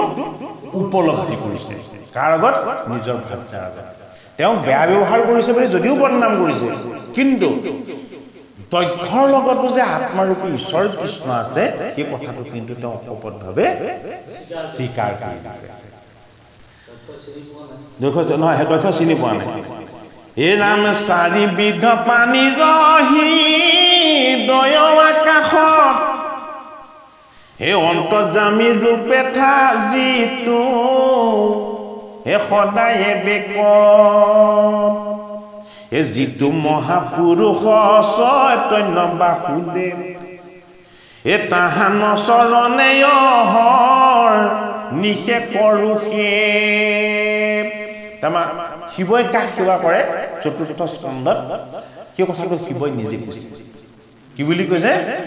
যে বসুদেৱৰ পুত্ৰৰ কাৰণে ভগৱান কৃষ্ণৰ এটা নাম হ'ল বাসুদেৱ বসুদেৱৰ পুত্ৰৰ কাৰণে তেওঁৰ নাম বাসুদেৱ এতিয়া এই বাসুদেৱ যিজন কৃষ্ণ সেইজন কৃষ্ণকে মহাবৈষ্ণৱ শিৱই কৈছে যে সেইজনকে মই হৃদয়ত লৈ আছো উপাসনা কৰি আছো বোলে কিয় তেওঁক মই উপাসনা কৰো গোটেই জগতত সমস্ত যি চাৰিমুখী জীৱ উৰণ দুৰণ গজন আৰু ভ্ৰমণ এই চাৰিমুখী জীৱৰ চৈতন্য শক্তিটো হ'ল তেওঁ ইচ্ছা কৰি সেই সমস্তখিনিক চৈতন্য কৰি ৰাখিছে আৰু সেইটো কাৰণে সেইজন সৰ্বশ্ৰেষ্ঠ ঈশ্বৰকে মই কি কৰো অহৰ্নিশে মই চিন্তা কৰি তেওঁ চৰণ সেৱা আৰু উপাসনা কৰি থাকো এতিয়া দক্ষ যজ্ঞত তেওঁ ঈশ্বৰকে উপাসনা কৰি আছিলে তেওঁ আসনত বহি লৈছে যিহেতু তেওঁ সাধন মই ঈশ্বৰৰ সাধনা কৰিবলৈ মাতিছা তুমি যজ্ঞলৈ মাতিছা মানে ঈশ্বৰৰ সাধনা গতিকে মই মোৰ ঈশ্বৰৰ আত্মসাধনাত লাগিছো দক্ষই তেওঁক গৈ আচলতে সেৱা সৎকাৰ কৰি তেওঁক মান্যতা কৰিব লাগিছিলে কিন্তু সেইটো নকৰিলে তাৰমানে ভাগৱত শাস্ত্ৰত এটা বৰ ডাঙৰ কথা দেখাইছে যদি কেনেবাকৈ ভকতৰ দুখ লাগে ভকতৰ দুখ লাগিলে সেই দুখ কোনো জনমত কেতিয়াও খণ্ড নহয় ভগৱানৰ যদি দুখ লাগে লগে লগে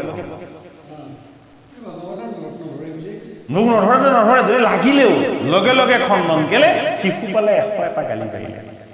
লগে লগে খণ্ডন হ'ব মানে কিন্তু নৱম স্কন্ধত এই কথাটো দেখা যায় অম্বৰীষৰ ওচৰত অপৰাধ কৰিছিলে দুবা শাৰীকে ভগৱান কৃষ্ণৰ গুৰু অথচ চক্ৰই তেওঁ গোটেইখন খেদি ফুৰিলে তাৰ পাছত আকৌ অম্বৰীষৰ ওচৰলৈ আহি উপায় নাই বোলে তুমি বোলে নাই অম্বৰীষৰ ওচৰলৈ যোৱা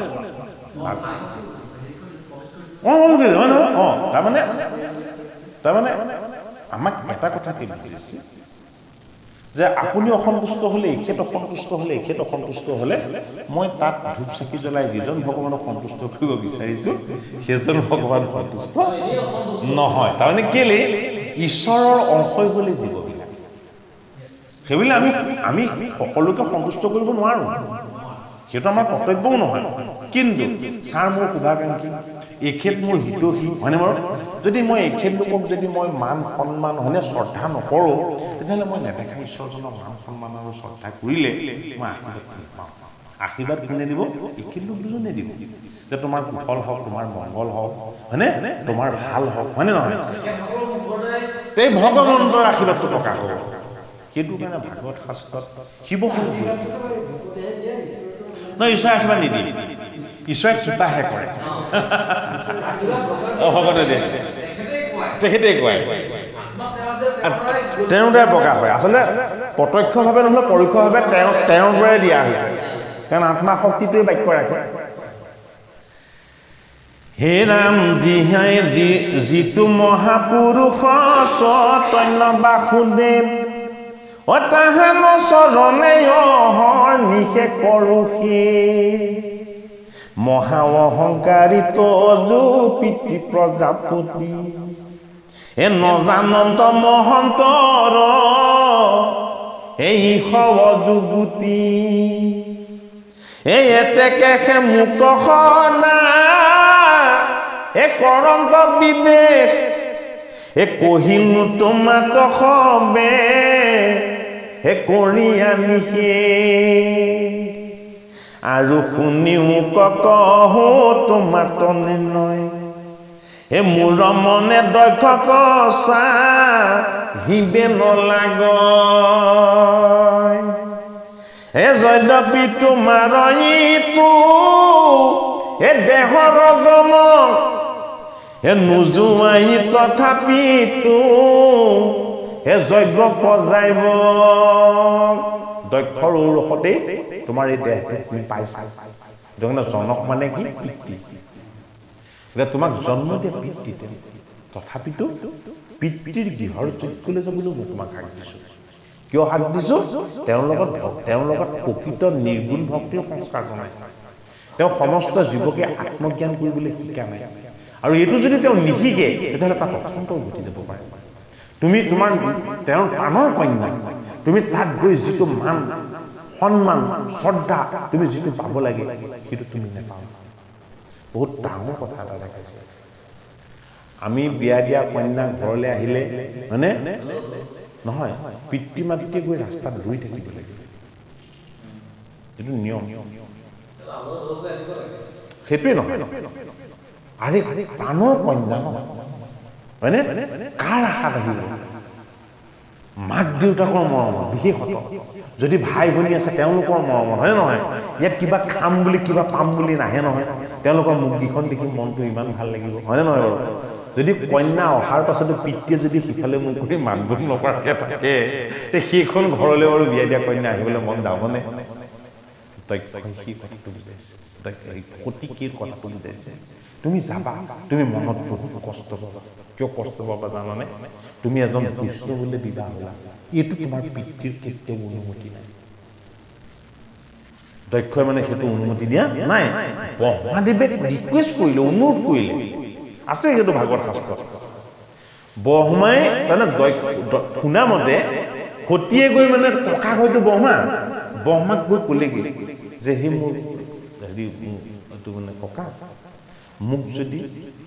শিৱলৈ বিয়া নিদিয়ে মই কিন্তু এই দেহ কিন্তু ত্যাগ কৰি দিম তাৰমানে চুইছে এতিয়া ব্ৰহ্মাদেৱ তপোময় সাধক তেওঁতো জানি তেতিয়া দক্ষক ক'লে তাৰমানে ভাগৱত শাস্ত্ৰত আৰু চাৰ কেইটামান বৰ মহত্বপূৰ্ণ কথা দেখাইছে সতী সন্তানে পিতৃ মাতৃৰ কথা কেতিয়াও অমান্য নকৰে শাস্ত্ৰত দেখাইছে দক্ষৰ শিৱলৈ দিবলৈ মন নাই সতীক কিন্তু দক্ষৰ পিতৃ হ'ল ব্ৰহ্মাই ক'লে যে মই তোমাক এটা আজ্ঞা কৰিছোঁ বোলে কি সতীক শিৱলৈ দিলা বিয়া দিয়া পিতৃয়ে যে কৈ দিলে পিতৃৰ বাক্যটো উলংঘা কৰিব এতিয়া নোৱাৰে দিবলৈ মন নাছিলে যদিও বিয়া দিলে কিন্তু এতিয়া কি নকৰে নিদিয়াই ভাল আছিল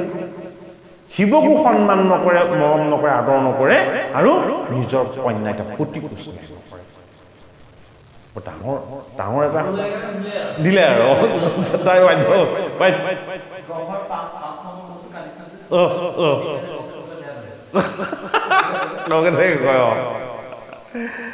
নহয় তাৰমানে শিৱ হ'ল কি শিৱ হ'ল ঈশ্বৰৰ এটা অতি গোপন তত্ত্ব সেইটো কাৰণে শিৱ এজন বৈষ্ণৱ শিৱ ভগৱান বিষ্ণুৰ নাম কিন্তু শিৱৰ নাম নহয় আকৌ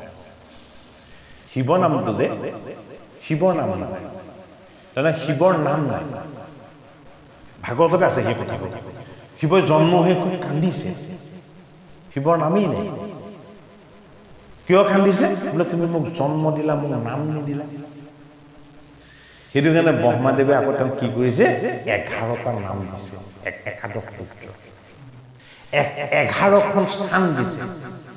তাত থাকিবলৈ 11গৰাকী ভাৰ্যা দিছে প্ৰকৃততে শিৱৰ ভাৰ্যা 11গৰাকী মানে তত্ত্বগত ৰূপ হয়নে বাৰু নে আমাৰ লগতো বস্তু 11টাই আছে তাত্ত্বিক কথাটো 10টা আমাৰ 5টা কৰ্মেন্দ্ৰিয় 5টা জ্ঞানেন্দ্ৰিয় আৰু 11 নম্বৰটো আমাৰ অন্তৰেন্দ্ৰিয় মন আমাৰ লগত থকা বস্তু কি 11টাই এই 11টা বস্তুকেই দেখুওৱা হৈছে ক'ত আমাৰ শাস্ত্ৰবিলাকত 11টা ঐক্যহীনী কৰি দেখাইছে 7টা ঐক্যহীনী কৰি দেখাইছে 11 ঐক্যহীনী কৌৰৱ 7 ঐক্যহীনী পাণ্ডৱ মানে 7টা তত্ত্ব 7টাল সপ্তস্বৰ্গ সপ্ত পাতাল পৰীক্ষিতে 7 দিন ভাগত শুনিছে হয়নে 7টা তত্ত্ব আছে আৰু তাৰ লগতে 11টা তত্ত্ব আছে এতিয়া এই শিৱৰ যিটো আচলতে ঈশ্বৰ তত্ত্ব এই ঈশ্বৰ তত্ত্বটো আচলতে কি শিৱ হ'ল ঈশ্বৰৰ অংশ জীৱ ঈশ্বৰ আৰু ঈশ্বৰৰ অংশৰ মাজত পাৰ্থক্যটো মানে গুণগত নিৰাকাৰগত তাৰ কোনো পাৰ্থক্য নাই সেই চাকি গছ জ্বলাই থৈছো তেল চাকি কলিতা দি তাত যদি 1000 গছ চাকি জ্বলাই দিওঁ 1000 গছ চাকি জ্বলি যাব কিন্তু মূল চাকি এগছ 1000 গছ চাকিয়ে সমানেই আমাক পোহৰ দিব হয়নে বাৰু কিন্তু এগছৰ পোহৰটো কিন্তু ইগছ জ্বলোৱাৰ কাৰণে কেতিয়াও আশা বৃদ্ধি কমি নাযায় মানে ঈশ্বৰৰ তত্ত্বটো তত্ত্ব ঈশ্বৰ সমস্ততে সমানে আছে কিন্তু ক'তো তেওঁ কমি নাই অথচ তেওঁক যদি অনুভৱ কৰা নাযায় কেতিয়াও কোনো উপলব্ধি কৰিব নোৱাৰে শিৱই তেওঁ অনুভৱ কৰাইছে কাক নিজৰ ভাৰ্যা পাৰ্বতী পাৱাৰ নেদেখে কিন্তু চলি যায় হয় নহয় ঠিক মাইকটো ধৰক কাৰেণ্টটো গুচি যোৱাৰ লগে লগে নচলে হয় নে নহয় বাৰু তেওঁ যে এটা পাৱাৰ তেওঁ যে এটা এনাৰ্জি সেই কথাটো আমাক শাস্ত্ৰই দেখুৱাইছে সেই উপলব্ধিটো যাতে আমি গুণৰ পৰা মুক্ত হৈ নিৰ্গুণলৈ যাব পাৰোঁ ভাগৱত শাস্ত্ৰ বা কি শাস্ত্ৰ নিগম শাস্ত্ৰ নিগম শাস্ত্ৰ মানে হ'ল কি নিৰ্গুণ শাস্ত্ৰ যি গুণতকৈ গুণৰ অতীত যিটো গোটেই গুণবিলাক য'ৰ পৰা উৎপত্তি হৈছে তাৰ তত্ত্বটোক কয় সেইটো কাৰণে এই কথাখিনি বৰ জটিল আমি আমাৰ নিজৰ দেহটোৰ কথা আমাৰ শৰীৰটোৰ কথা আমাৰ জীৱৰ কথা আমাৰ আত্মাৰ কথা আমি ক'ত পঢ়িবলৈ পাওঁ ভাগৱত শাস্ত্ৰত সেই কথাখিনিকে কি কৰিছে আমাক কাহিনীৰ দ্বাৰা তত্ত্বৰ ৰূপত গোটেই বস্তুখিনি আমাক উপলব্ধি কৰাইছে আৰু এইটো অনুভৱী কথাও যদি খুব মানে একান্ত হৈ যদি ভাগৱত শ্ৰৱণ কীৰ্তন কৰে মানুহৰ শাৰীৰিক ব্যাধিবিলাক নিজে তাৰ এনাৰ্জি ইয়াত যে এটা শক্তি আছে কি হয় সেইটো কিন্তু প্ৰমাণ মই আজি অলপ দিনৰ আগত এখন গীতা পাঠ কৰিবলৈ যাবলৈ ওলাইছোঁ মোৰ মানে নাকেদি পানী ৰোৱা নাই মানে গামোচা ৰুমাল এখন লৈ লৈছোঁ আৰু মই মচিয়াই আছোঁ আমাৰ ইমান চৰ্দি লাগিছে মোক এটা সন্দেহ আহি গৈছে যে মই আজি কেনেকৈ গীতা পাঠ কৰিম ইফালে মই ভিডিঅ' কৰোঁ প্ৰতিটো অনুষ্ঠানৰে নাক মচি মচি মই ভিডিঅ' কৰিব লাগিব হয়নে বাৰু তাৰপিছত আকৌ এটা মোৰ ইয়াত আত্মবিশ্বাস আহি গৈছে নাই নাই এতিয়া হ'ব কিন্তু আসনত বহাৰ লগে লগে মোক সেইটো কেতিয়াও হ'ব নোৱাৰে যেতিয়া মই ভকত বৈষ্ণৱক সেৱা কৰি ভগৱন্তক চিন্তা কৰি গুৰুক সেৱা কৰি যেতিয়া মই আসনখনত বহিম তেতিয়া নিশ্চয় সেই বিকাৰটো মোৰ লগত কেতিয়াও থাকিব নোৱাৰে আৰু যেতিয়াই আসনত বহিছোঁ সেই বিকাৰটো তেতিয়া প্ৰত্যক্ষ প্ৰমাণ সেইটো কাৰণে ভগৱন্তৰ ভক্তিৰ দ্বাৰা তেওঁৰ শক্তিটোৰ আমাৰ প্ৰত্যক্ষ উপলব্ধি হ'ব লাগিব সেইটো কাৰণে উপলব্ধি হ'ব লাগিব আৰু এই বস্তুখিনিত আমাৰ অত্যন্ত আত্মবিশ্বাস আৰু আমাৰ অত্যন্ত গভীৰ বিশ্বাস আহিব লাগিব আত্মবিশ্বাস এটাকে ডাঙৰ হয়তো মৃত্যু হয় ধেৰ কাহিনী আছে মূলতঃ সেইটো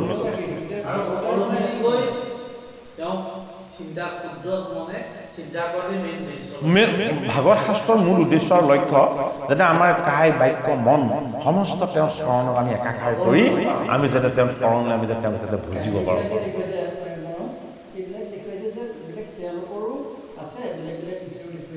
নহয় সেইখিনি তেওঁ কৰিও দেখে সেইটো কাৰণে তেওঁ অৱতাৰবিলাক লৈছে মাধৱ মহাপুৰুষে অৱতাৰবিলাকৰ উদ্দেশ্য কৈছে মানে আত্মা বুলি ক'লে ছাৰ আকাৰ নাই আত্মা বুলি ক'লে তাক একোৱে চুব নোৱাৰে তাক বিভাজন কৰিব নোৱাৰি আত্মা সেইটো কাৰণে ঈশ্বৰ তত্ত্বটোৱেই হ'ল আত্মতত্ত্ব এতিয়া আত্মতত্ত্বক আমি কেনেকৈ বুজিম আত্মতত্ত্বটোক বুজিবৰ কাৰণে ভগৱন্তই কি কৰিছে নিজে অৱতাৰবিলাক ধাৰণ কৰি দেখাইছে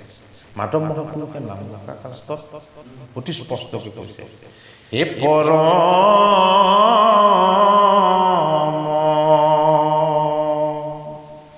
দুৰ্বোধ্য আত্মতত্ত্ব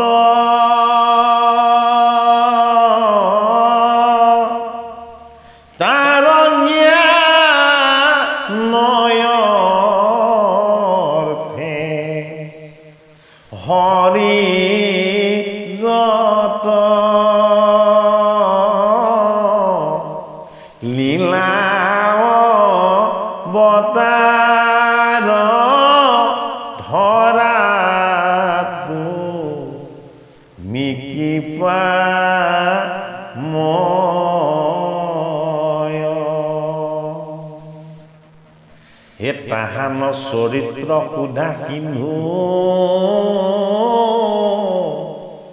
তাতে ক্ৰিয়া কৰি দিন বন্ধু হে চাৰি পুৰুষাৰ্থ তৃণ সমকৰ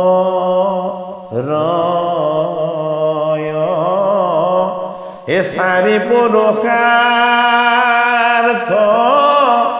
তৃণ সমকৰ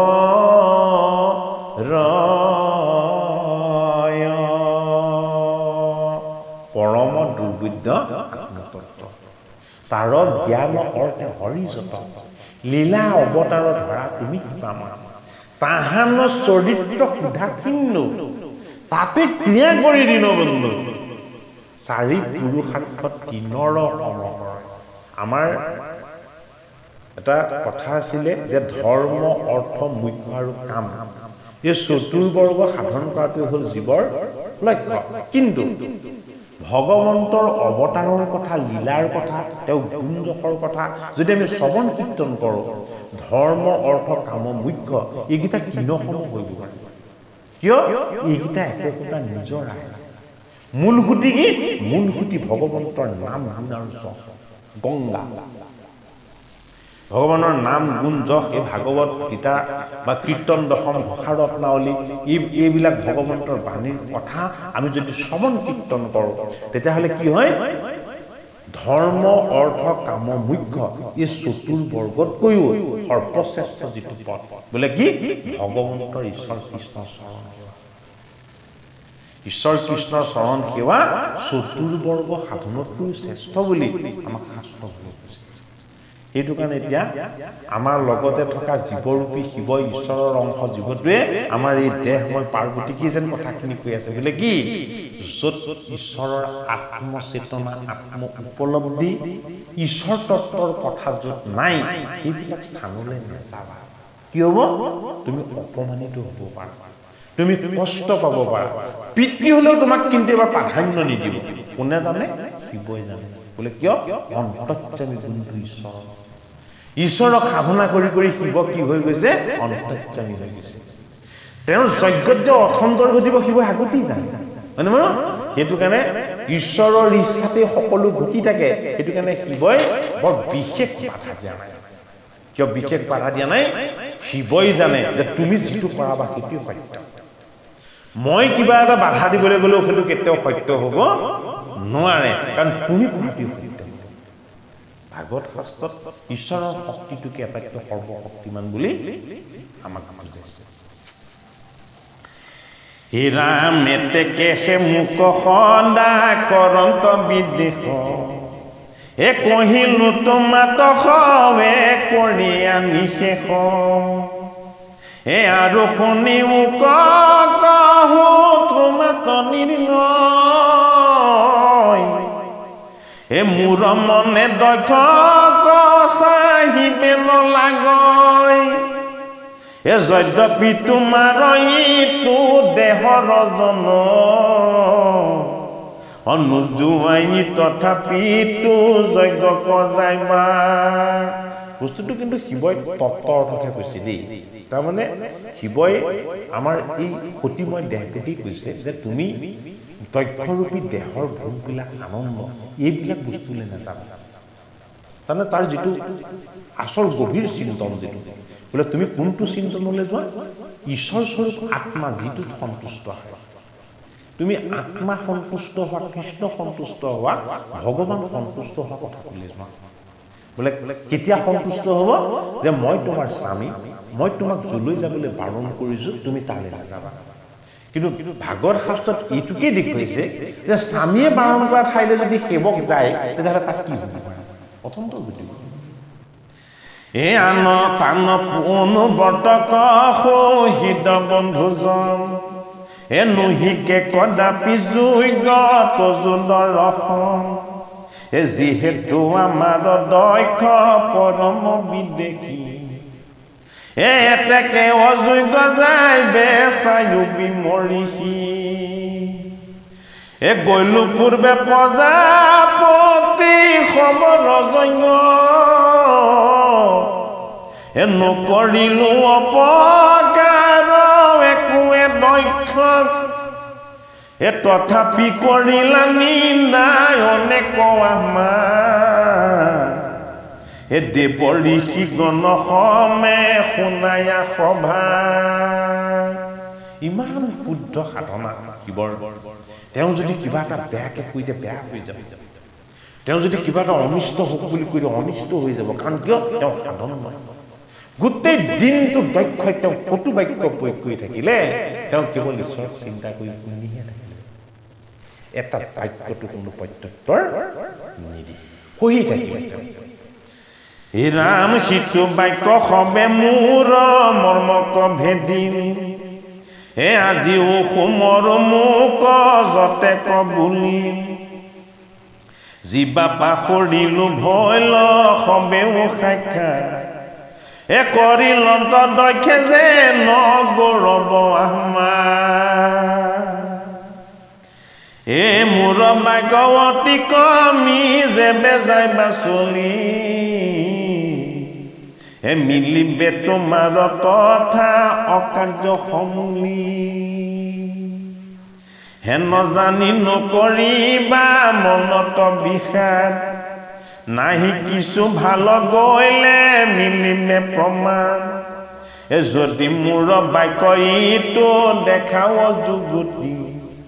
ইহাৰ অপমানতে বে শুনা প্ৰাণ সতী মহন্ত সৱক যদি সুহিত বান্ধৱ কৰে অহংকাৰ অনুচিত পৰাভৱ নোৱাৰে সহিবে বান্ধৱৰ অপমান অনধৰে শৰীৰ সন্তোষেৰে প্ৰাণ উদাসীন জনৰ মান কিছু নাই কুটুমৰ অৱজ্ঞাক সহন নযায় মহাপ্ৰতিভতা তুমি আমাৰ সুন্দৰী মহাগুণৱতী ৰূপৱতী কুল নাৰী হে তুমি কেনে কহিবা দখৰ অহংকাৰ হে দেখিমা নোৱাৰিমা অমান্য আমাৰ হে এতেকে হৈবে কত বৰ অথন্ত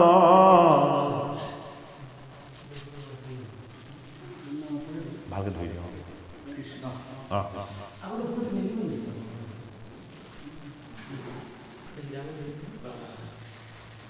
অকণমান খোজকাঢ়ি দিওঁ তেখেতে ধৰি দিওঁ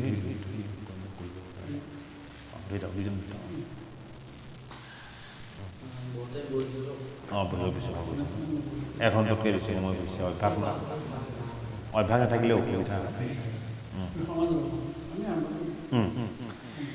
হে ৰাম এতেকে হৈবেকে তজো বৰয় অথান্ত অনাহিকে কুশল হৈবে সংকট প্ৰাণৰ নোৱাৰিবা গ'লে তই প্ৰাণ ধৰিবা হে পাছে শেষ মৰিবা তুমি তহিতে আমাৰ দুটা বস্তু এটা হ'ল আমাৰ মন অন্যটো হ'ল আমাৰ প্ৰাণ প্ৰাণ কি প্ৰাণ হ'ল পীতাম্বৰ পীতাম্বৰ মানে কি পীতাম্বৰ মানে হ'ল যিখন বস্ত্ৰৰে জগতৰ হৰিয়ে গোটেই জগতখনক পিন্ধি আছে সেইটো কাৰণে আমাৰ কি বুলি কয় পিতৃবস্ত্ৰে শোভে আতি শ্যামৰ কলে হ'ল শ্যাম কি শ্যামল হ'ল সেউজীয়া জগত সেউজীয়া জগতত থকা যিখিনি সনাতন শক্তি এই শক্তিখিনি হ'ল কৃষ্ণ ধাৰণ কৰা পালন কৰা এই শক্তি দুটাকাৰ আৰু সংহাৰ কৰা এই তিনিওটা শক্তিৰ মূলভূত গৰাকী পৰমেশ্বৰ সেইটো কাৰণে তেওঁ কি প্ৰাণ কোৰ আমাৰ প্ৰত্যেকৰে যেতিয়ালৈকে তেওঁ আমাৰ দেহত প্ৰাণ ৰূপত বায়ু ৰূপত প্ৰতিষ্ঠা হৈ থাকিব তেতিয়ালৈকে আমি চৈতন্য যেতিয়া তেওঁ এই প্ৰাণ বায়ুকণৰ পৰা আমাক এৰি দিব তেতিয়া কি হ'ব আমি তেতিয়া জড় হৈ যাম এতিয়া সঠিক কৈছে কি বুলি যে তোমাৰ প্ৰাণত এনেকুৱা এটা শক্তি ঈশ্বৰে দি থৈছে এই প্ৰাণটোৱে কষ্ট পোৱা যদি কেনেবাকৈ কিবা আচৰণ যদি তোমাক পিতৃয়ে কৰি দিয়ে পিতৃ কি পিতৃ তোমাৰ গুৰু পিতৃ আদ্যগুৰু গতিকে তোমাৰ আদ্যগুৰু পিতৃয়ে যদি তোমাক কেনেকুৱা এটা বৰ ডাঙৰ অপমান কৰি দিয়ে সেই সতি তোমাক কিন্তু ঈশ্বৰে এৰাই বুজি পাইছেনে কথাটো গতিকে আমি কাৰোবাৰ মনত কষ্ট পোৱা আমি আচলতে কেতিয়াও বাক্য ৰাখিব নালাগে এইটো উচিত নহয় তাৰমানে মনো কষ্টটোৱে হাততে হৈ যাব পাৰে ডাঙৰ বস্তু আৰু সেইটো কাৰণে আমি কাকো সন্তুষ্ট কৰিব নোৱাৰোঁ কিন্তু আমি কোনোজনকে মনত কষ্ট পোৱাকৈ অসন্তুষ্টি দিয়াৰ আমাৰ অধিকাৰো নাই অপকাৰো কৰিব নালাগে নহয় অপকাৰ নকৰাটো এটা ডাঙৰ উপকাৰ নাপায় এই জগতৰ প্ৰতিটো বস্তুকে আমি প্ৰয়োজন নহ'লে গছৰ পাত এটাও ছিঙি গছটো বা কষ্ট দিব নালাগে সেইসকলক আকৌ তেওঁলোকে খাব তোমাক মুখত না আপুনি আপোনাৰ শত্ৰু আপুনি আপোনাৰ বন্ধু আপুনি আপোনাৰ ৰাখে নাই হৰিক নভজি নৰে আপুনি হয় নষ্ট হৰি ভজি আপোনাক তাৰে হৰিক কেনেকে বুজিব অহিংসা কাকো হিংসা নকৰে হয় দয়াটো মানে দয়াটো অতি জগতখনৰ প্ৰতি ধৰ্মৰ চাৰিটা পদ তাৰমানে আমাক কিন্তু তাৰমানে আমাক কিন্তু ধাৰণ কৰি আছে ধৰ্ম কি ধৰ্মই ধাৰণ কৰি আছে এই যে চাৰিটা পদ আছে তপস্যা সুচিতা দয়া দান আৰু সত্য এই চাৰিটা পদে আমাক ধৰি আছে কাক আমাৰ আত্মাটো আত্মা হ'ল কি আত্মা হ'ল জীৱৰ তত্ত্ব সেইটো কাৰণে কি এই জন্ম হোৱাৰ আগতেও সি ঈশ্বৰকে সাধনা কৰি আছিল মাতৃৰ গৰ্ভত থাকোঁতে 10 মাহ 10 দিন সন্তানে কাক স্তুতি কৰি থাকে ঈশ্বৰ স্তুতি কৰি থাকে তাৰ আগতে কাক স্তুতি কৰি থাকে জীৱ হৈ ঈশ্বৰৰ লগত ঈশ্বৰৰ অংশ হৈ এক হৈ থাকে গীতাৰ এজন শ্লোকত এইটো ভগৱান কৃষ্ণই স্পষ্টকৈ কৈছে হৈবত্নাদিনী ভূতানি ব্যক্ত মধ্যা নিভাৰত অইব তনি ধনান্নেব তত্তকা পৰি দেৱানা। এই অৰ্জুন, এই দেহটোলে ভাৰত তুমি তোমাৰ দেহটোলে তুমি অহাৰ আগতে তুমি অব্যক্ত আছিলা। অব্যক্ত মানে নিৰাকাৰ। এই দেহটোলে আহি তুমি কি হৈছা? ভাৰত ৰূপত, দেহ ৰূপত, জীৱ ৰূপত তুমি প্ৰকাশ হৈছা। এই দেহটোক যেতিয়া ঈশ্বৰে এৰি দিব, তেতিয়া তুমি আকৌ কি হৈ যাবা? তুমি আকৌ অব্যক্ত হৈ যাবা। অৰ্থাৎ আমিও পঞ্চভূতৰ দেহ এটা পোৱাৰ কাৰণেহে আমি এটা নিৰ্দিষ্ট নামেৰে সৈতে আমি কি হৈছো? ব্যক্ত হৈছো। এই দেহটো যেতিয়া ঈশ্বৰে এৰি দিব, তেতিয়া আমি আকৌ কি হৈ যাম? অব্যক্ত হৈ যাম। সেইটো কাৰণে আমি যদি প্ৰকৃততে ঈশ্বৰ প্ৰেমী হয়, প্ৰকৃত ঈশ্বৰ প্ৰেমী দেই, প্ৰকৃত ঈশ্বৰ প্ৰেমীজনৰ প্ৰধান বৈশিষ্ট্যটো কি? তেওঁৰ দেহটো কায়, তেওঁক অৰ্পণ কৰা বাক্য আৰু তেওঁৰ লগত থকা চঞ্চল মন, এই তিনিটা বস্তু সদায় ঈশ্বৰৰ চৰণত অৰ্পণা। যিমান দ্ৰব্য কাৰণ যিমান অৰ্পণা কৰা নহওক কিয়, যদি আমাৰ কায়, বাক্য আৰু মন এই তিনিটা বস্তু যদি প্ৰথমতে ভগৱন্তক অৰ্পণা হোৱা নাই, বাকীবিলাক অৰ্পিত দ্ৰব্য ঈশ্বৰক সন্তুষ্ট কৰিব নোৱাৰে। সেইটো কাৰণে অৰ্পণা প্ৰথম কোন হ'ব লাগিব? আমি নিজে হ'ব লাগিব। মনক নিয়ন্ত্ৰণ কৰিব। আৰু অৰ্জুনে কৈছে যে ইমান বিধান্ত আমাৰ মনটো, আমি কেনেকে কণ্ট্ৰল কৰিম? ভগৱান কৃষ্ণই কিন্তু তাক সিদ্ধান্ত দিছে। বোলে কিয়? অভ্যাস কৰিব লাগিব, প্ৰেক্টিচ কৰিব, অনুশীলন কৰিব লাগিব, এক্সাৰচাইজ কৰিব লাগিব। তুমি প্ৰথমতে তোমাৰ শিক্ষাগুৰুজনক সন্মান কৰি মান্যতা কৰিবা। তোমাৰ পিতৃ মাতৃ ইষ্ট বয়োজ্যেষ্ঠজনক তুমি মান্যতা কৰিবা। তুমি শিশুবিলাকক মৰম কৰিবা। তুমি জীৱবিলাকক স্নেহ কৰিবা। তোমাৰ চঞ্চল মন বশ হৈ যাব। বোলে কিয়? সেইবিলাক বস্তুৰ প্ৰতি তোমাৰ দেশ বিদ্বেষ ঈৰ্ষা কেতিয়াও নাথাকে। সেইটো কাৰণে আমি সৎসংগ কৰিব লাগিব। সৎসংগ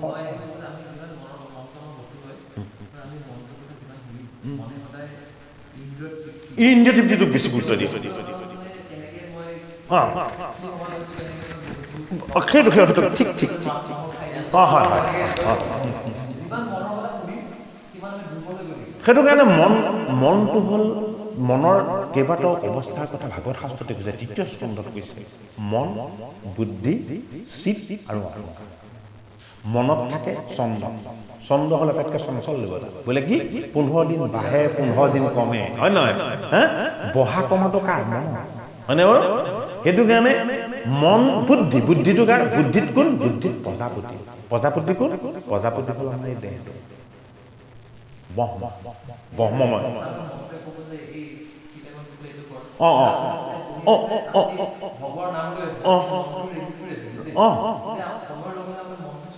ষ্ট্ৰং হৈ থাকিব,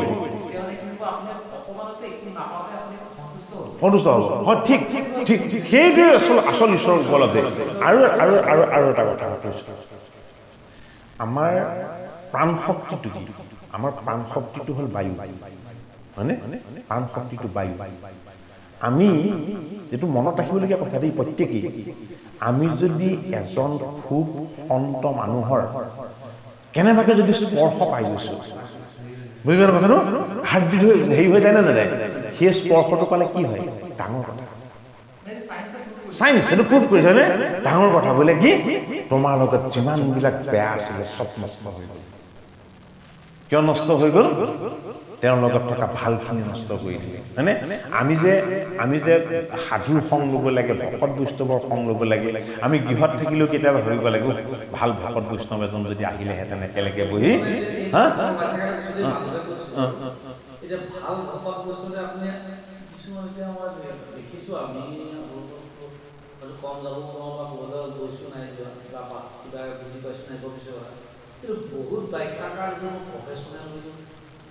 সেইখিনি এতিয়া ওলাব নালাগে। তাৰমানে সেইটো এটা বেলেগ পাৰ্ট। তাৰমানে আমাৰ ভাগৱতৰ যিটো,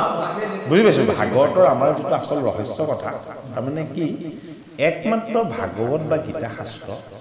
যিটোৱে কাকো প্ৰফেশ্যনেল হ'বলৈ শিকোৱা নাই, হয়নে নহয় বাৰু? ৰাজসিক, তামসিক আৰু সাত্বিক। ভাগৱত গীতাই সদায় সাত্বিকটো শিকাইছে, শুদ্ধ বস্তুটো শিকাইছে, হয়নে বাৰু? আমি প্ৰত্যেকেই একো একোজন প্ৰফেশ্যনেলিষ্ট, বৃত্তিধাৰী। কিয় বৃত্তিধাৰী আমি অৰ্জুন আমাৰ এটা বৃত্তি লাগিব কিয় বৃত্তি লাগিব এই দেহটো বৰ্তাই ৰাখিবৰ কাৰণে যিটো লাগে এই বৃত্তি মানে বৃত্তিবিহীন জীৱন কেতিয়াও শুদ্ধ নহয় এটা অৰ্জুনক ভগৱান কৃষ্ণই গীতাত প্ৰথমৰ পৰা এটা কথাই কৈ আছে বোলে কি উঠা উঠা বোলে কি গাণ্ডীৱ ধৰা যুদ্ধ কৰা মানে উঠা গাণ্ডীৱ ধৰা আৰু যুদ্ধ কৰা কৃষ্ণই কিন্তু এইকেইটা কথা কম কৈছে বেছি কৈছে কি যুদ্ধখন কেনেকে কৰিবা মোৰ পৰা শিকি লোৱা যুদ্ধখন কেনেকে কৰিব লাগিব মোৰ পৰা জানি লোৱা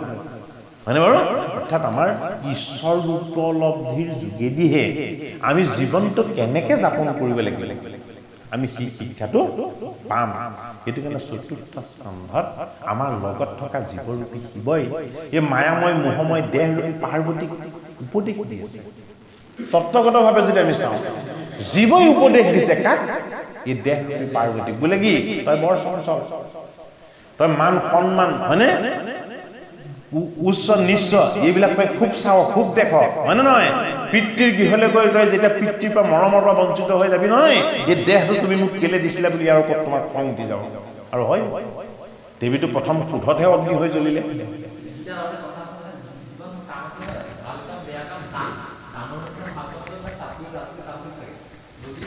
প্ৰত্যেকতে চাপ ডিভাইড আছে হয় চবতে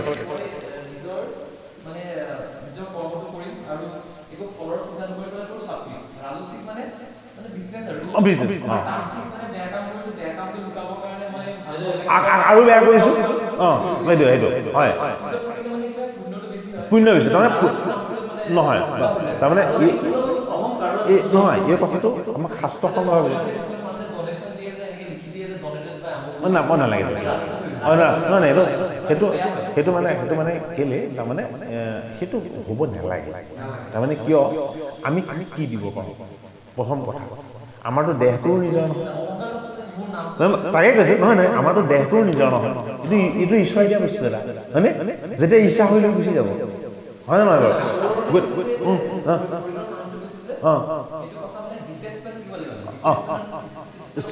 হয় হয় এক চাব লাগিব চিত্ৰপক্ষে গীতাৰ দ্বিতীয় অধ্যায়ত কৈছে কথাখিনি সাংখ্য যুগৰ লক্ষণখিনি যে কথাখিনি বৰ ধুনীয়াকৈ কৈছে সেইখিনি কথা আমি মানে এনেকৈ শাস্ত্ৰ হিচাপে নপঢ়ি মানে হাতত লৈ গ্ৰন্থ আকাৰে পঢ়িলেও আমি সেই জ্ঞানখিনি আমাক লাগে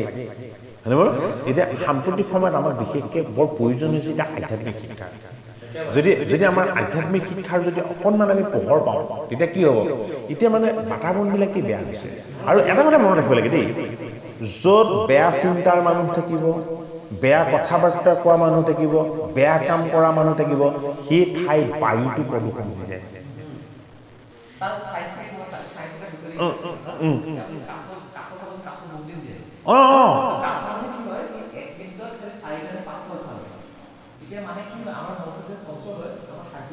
ফাৰ্ষ্ট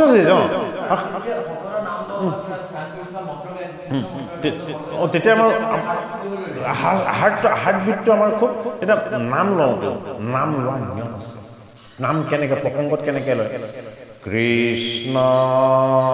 কৃষ্ণ ৰাম জয়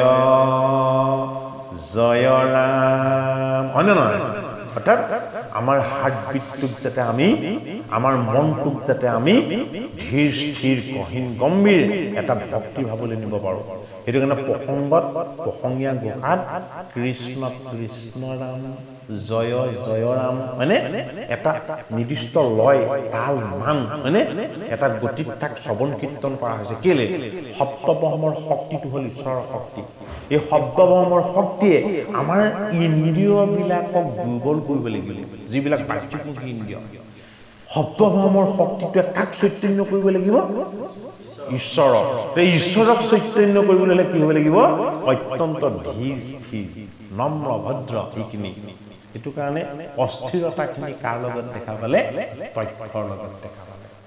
সুস্থিৰতাখিনি কাৰ লগত আছে বৈষ্ণৱ শিৱৰ লগত আছে এই দুটা বস্তুৰ বাহক কোন বাহক হ'ল সতী বাহক সতী মানে দক্ষ কন্যা আৰু ইফালে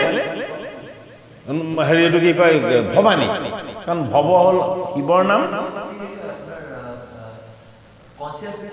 বডি হয় কনচিয়াছনেছ লাগিব সুন্দৰ হৈছে কথাখিনি দেই হে ৰাম গৈলো পূৰ্বে প্ৰজাপতি খবৰ যজ্ঞত হে নকৰিলো অপকাৰ একোৱে দক্ষক এ তথাপি কৰিলা নিন্দায়নে কোৱা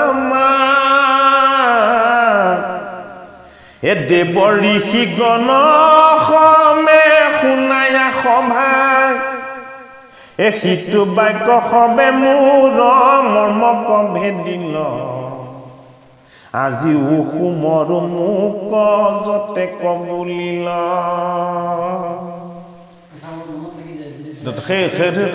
তেওঁ স্মৰণ কৰিছে হে জীৱা পাহৰিলো ভৈল সবেও সাক্ষা এ কৰিলন্ত দেখে যে ন গৌৰৱ আমাৰ চব পাহৰি গলেও মোৰ দৰে এজন অকিঞ্চন যিজনে নিজৰ দেহটোকো অস্বীকাৰ কৰিব বিচাৰে যিজনে দেহৰ সৌন্দৰ্যখিনি ঢাকিবৰ কাৰণে সদায় গাত ভস্ম সানি থাকে হয়নে যিজনে মোৰ আচল ৰূপটো কোনোবাই দেখক বুলি মই কলে মোৰে কেৱল সৰ্পবিলাকক মেৰিয়াই মই এটা কুটিল আৰু জটিল ৰূপ ধৰি থাকোঁ এইজনকো তেওঁ নিন্দা কৰিব লাগে মইতো কোনো ভোগ বিলাস আনন্দৰটো মই এটা ৰূপ লৈ মই তালৈ যোৱা নাই মই দিগম্বৰ বিষয় কৈছোঁ বোলে কি মোৰ কোনো অহংকাৰৰ আৱৰণ সমস্ত অহংকাৰৰ আৱৰণখিনি ত্যাগ কৰি যোৱাৰ পাছতো তোমাৰ পিতৃদক্ষই মোক কিমান নিন্দা কৰিলে সেই কথাখিনি মনত পৰিলে মোৰ এতিয়াও বুকুখন দহি যায় গতিকে সেইজন ভকত বৈষ্ণৱ তোমাৰ পিতৃ হলেও তুমি সেইজনৰ স্থানলৈ কেতিয়াও নেযাবা ভাগৱত শাস্ত্ৰই আমাকে শিক্ষা দিছে য'ত আমাৰ মান মৰ্যাদা সম্ভ্ৰম একো নাথাকে যিমান ডাঙৰ যি তাত আয়োজন নকৰক কিয় সেই স্থানত কেতিয়াও আমি প্ৰৱেশ হ'ব নেপায় হয় নে নহয় ভগৱান কৃষ্ণই কিন্তু কলৈ যায় তেওঁ ৰাস্তা দেখুৱাই দিছে আমি ভকতহে সেই ৰাস্তাটো দেখা নাই দুৰ্যোধনে 100জন ৰান্ধনি ৰাখি 100 বিধ ব্যঞ্জনেৰে সৈতে অন্ন সিদ্ধ কৰি থোৱাৰ পাছতো ভগৱান কৃষ্ণই ক'লে মই তোমাৰ গৃহত এটোপাল জলো ল'ব নোৱাৰিম জল ফুটলে লেগে বিদুৰৰ কি বুজালে হা অহংকাৰ বনাইছে ন বিদুৰৰ গৃহত শ্ৰদ্ধা ভক্তিয়ে কুলভাই কি কৰিলে গা স্নান কৰি আছিলে কৃষ্ণ যোৱা দেখি গা কাপোৰে নিপিন্ধিলে তেনেকৈ গুচি আহিলে বিদুৰে দেখি কি কৰিলে ভগৱান কৃষ্ণই তেওঁৰ দেহৰ পীতাম্বৰখনেৰে সৈতে কুলভাৰ গাত ঢাকি দিছে হে মাতৃ তুমি কৃষ্ণ আহিছে বুলি ক'লে ইমান ব্যাকুল হৈ গ'লানে তুমি বস্ত্ৰ পিন্ধিবলৈও পাহৰি গ'লা ভগৱান কৃষ্ণই কিন্তু পীতাম্বৰখন বিদুৰৰ ভাৰ্যা কুলভাক দিছে কাকো দিয়া আচৰিত কথা পিতা ডাঙৰ বোলে কি মই জগতৰ স্বামী এওঁ মোক জানে মই নিষ্কাম এইটো তেওঁ বুজে মোৰ লগত কোনো লাজ সম্ভ্ৰম মান সম্ভ্ৰম এইবিলাকৰ কোনো সম্বন্ধ নাই মোৰ লগত সম্বন্ধ কেৱল আত্মাৰ বোলে কি ভক্তি মই আহিছো বুলি জানি মই আহিছো বুলি শুনি তেওঁ গাৰ বস্ত্ৰ আছে নে নাই তাকো যেতিয়া পাহৰি গ'ল আমি দুজন কি হৈ গ'লো একত ভাগৱত শাস্ত্ৰৰ ভক্তি তত্ত্বটো অত্যন্ত আনন্দ অত্যন্ত আনন্দ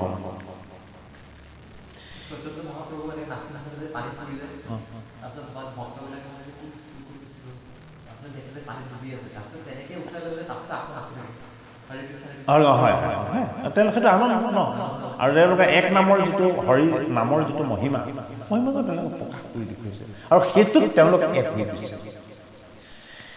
হে নজানি নকৰিবা মনত বিষাদ হে নাহি কিছু ভাল গৈলে মিলিবে প্ৰমাণ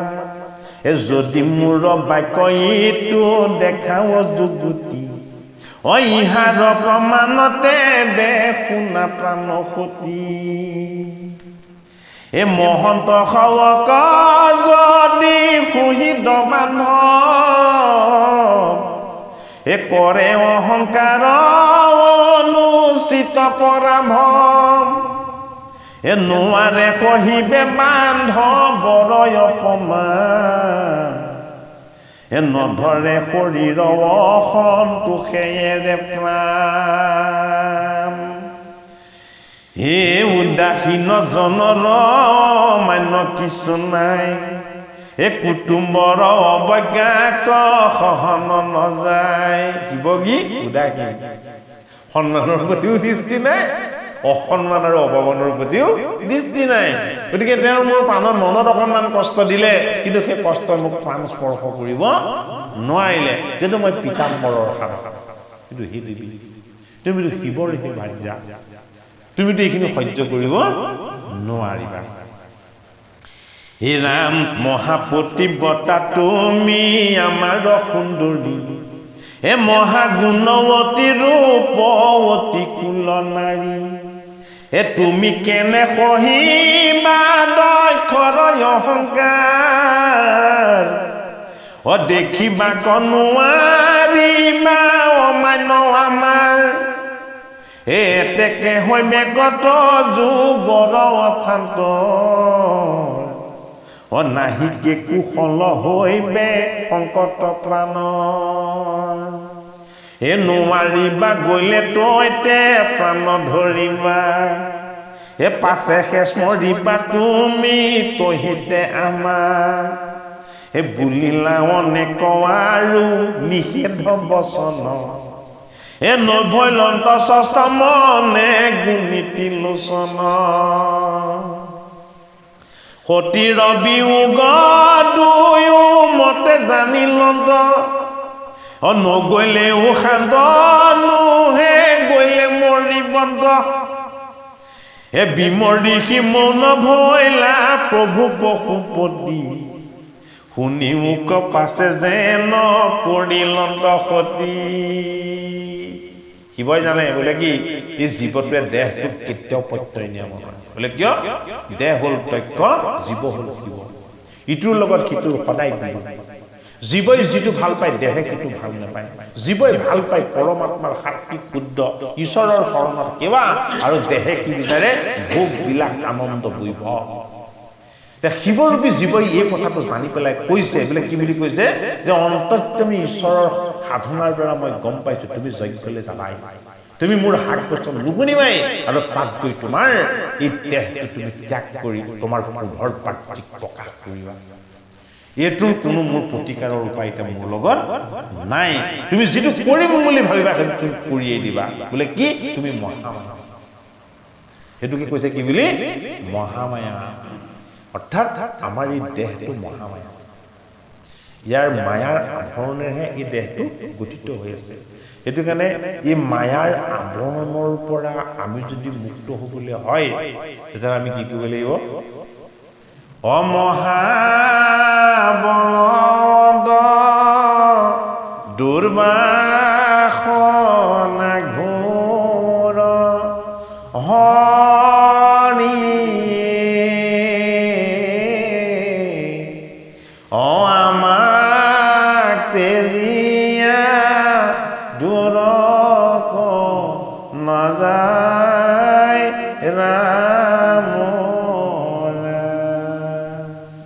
অৰ্থাৎ ঈশ্বৰৰ মায়াতে কি কৰিছে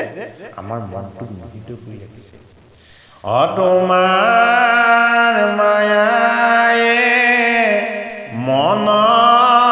মোহিয়াছে হৰি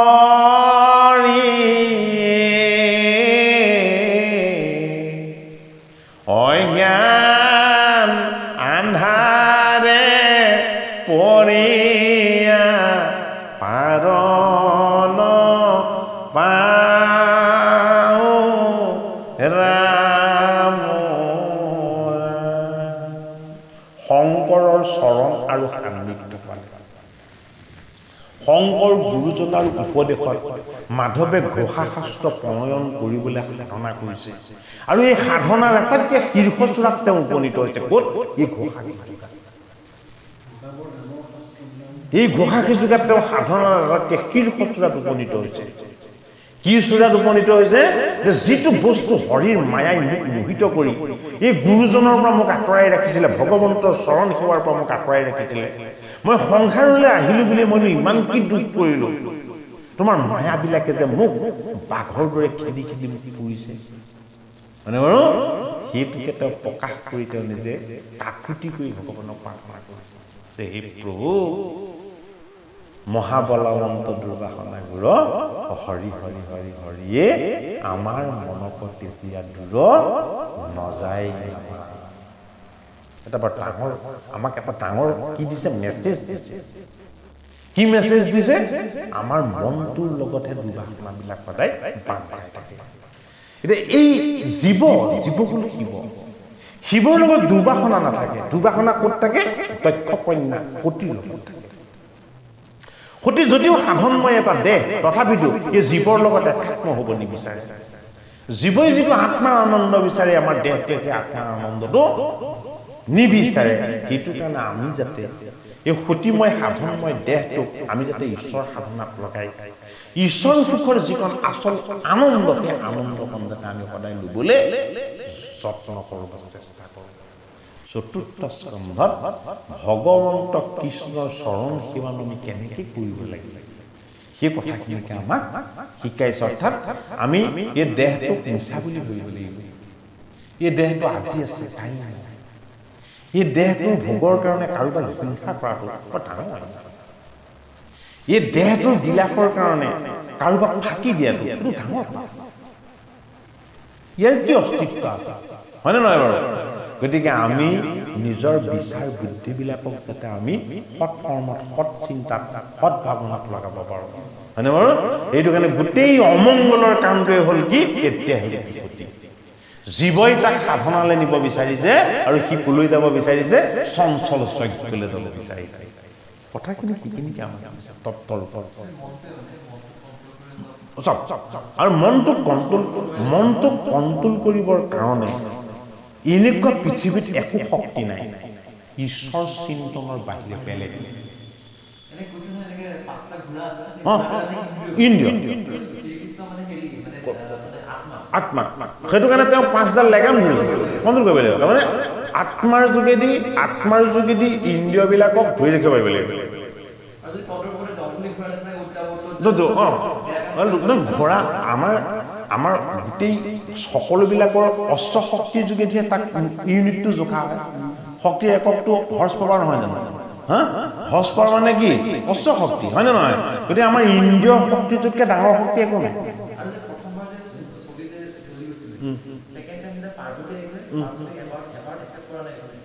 নাই মই কৈছো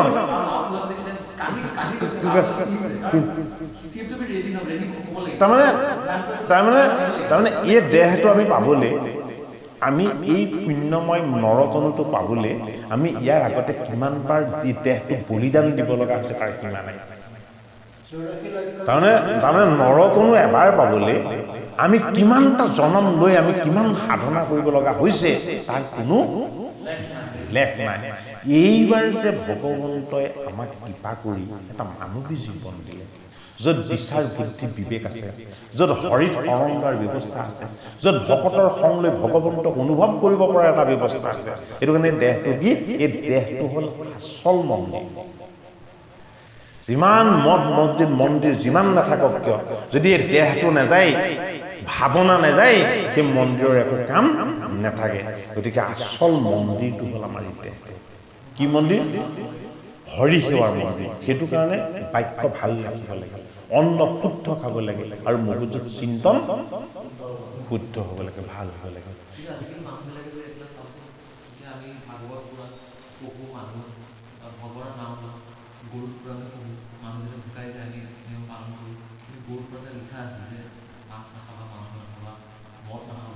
বেলেগ বেলেগ নৰক দি আছে ন, এনেকে মাংস খালে কোমলিত নৰক, মদ খালে আয়া কৰা, গৰম লোহা, সেই বস্তুটো মানুহে বুজি নহ'লে মানে এই কথাখিনি বুজি পাব মানুহে। তাৰমানে এতিয়া বহুতখিনি বুজি পোৱা হৈছে। আমি যদি চাওঁ যে মানুহ এতিয়া বেছি বিবিচাৰি হৈছে নেকি? নহয় কিন্তু তাৰমানে ৰ'ব আগৰ দিনত আপোনালোকৰ নিচিনা যুৱক যুৱতীয়ে এনেদৰে গীতা ভাগৱত শুনে নেকি বা অকণমান হৰিসেৱা হ'লে মানে তাত ভাগ লয় নেকি নহয় কেতিয়া আহে বোলে চব শেষ কৰি পেলাই যেতিয়া বোলে মাহ প্ৰসাদ বিলাব হ'ল আৰু মানে এই কললে মিঠৈতে কৰি তেতিয়াহে আহে হয় নে নহয় কিন্তু এতিয়া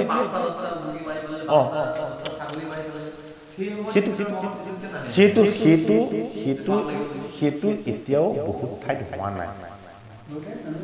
বহুত ঠাইত সেইটো নকৰে বুজি পাইছেনে বাৰু বহুত ঠাইত সেইটো কৰা হোৱা নাই আমি কৰাবিলাক বেছি হাইলাইট হোৱাৰ কাৰণে দেখিছোঁ কিন্তু যিবিলাকত নকৰে সেইবিলাক আমি হাইলাইট কৰা প্ৰচাৰবিমুখ হৈ আছে দেই কথাটো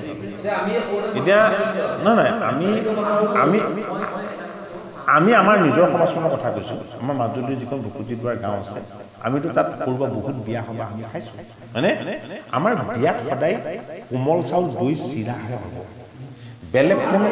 বেলেগ কোনো অশান্তিক দেই আৰু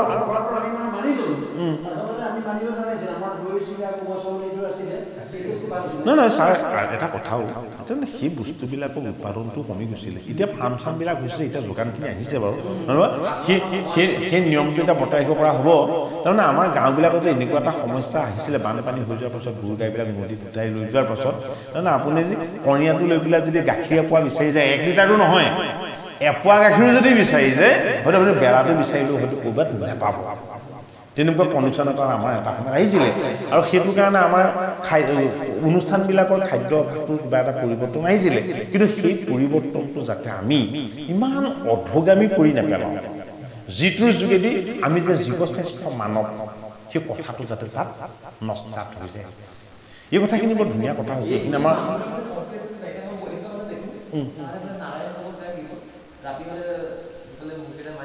কেলে হেৰি যে এই যে বাহিৰৰ ৰং চং ভিতৰে কোৱা ভাতি যিখন নাটক হেমবৰে নহয় হেমবৰে যিখন হেমচন্দ্ৰ বৰুৱাই যিখন এইটো বাহিৰৰ ৰং চং ভিতৰে কোৱা ভাতি লিখিছে সেই নাটকখনত মানে এওঁ মানে কিমতে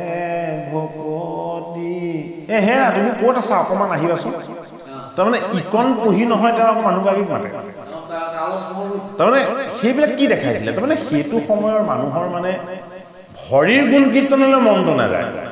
প্ৰথম ক'লৈ মনটো যায় তেওঁ ভাগ্যালেহে যায় সংসাৰলেহে যায় হয়নে বাৰু সেইবিলাকৰো লাহে লাহে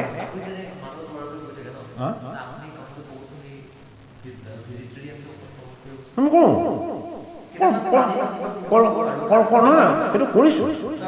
সেইখিনি হৈছে তাৰমানে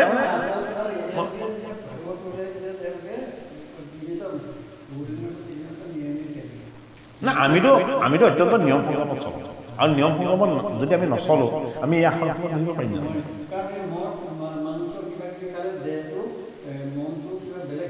আৰু ন অপৰাধ হ'ব ভয় লাগে নহয় সেইটো কৰিব নোৱাৰে অসাত্বিক বস্তু এটা খাই অসাত্বিক বস্তু এটা লৈ ভাগৱত পাৰিব জানো পাঠ কৰিব কোনোবাই যদি পাৰিছে তেতিয়াহ'লে সেইটো বৃত্তি কৰো ন কিন্তু সেইটো মই ভবাত সেইটো তেনেকুৱা কেতিয়াও কৰিব নোৱাৰে কৰিব হয় নহয় আমাৰ সমাজত এতিয়ালৈকে তেনেকুৱা ধৰণৰ নকৰে না আমিতো কোনোদিন সেইবোৰ মুখত দি পোৱাই নাই অসাত্বিক বস্তু কোনোদিনে মুখত দি পোৱা নাই কিন্তু সৰুৰ পৰা আমি ডাঙৰ হৈছোঁ বিভিন্ন লগ সং চব পাইছোঁ কোনোবা এজনৰ হয়তো ক'ব যে এইটো বেয়া বস্তু এটা খাইছিলে বুলি কোনেও আজিলৈকেতো কাৰো মুখত এইটো কথা শুনিব লগা হোৱা নাই হোৱাই নাই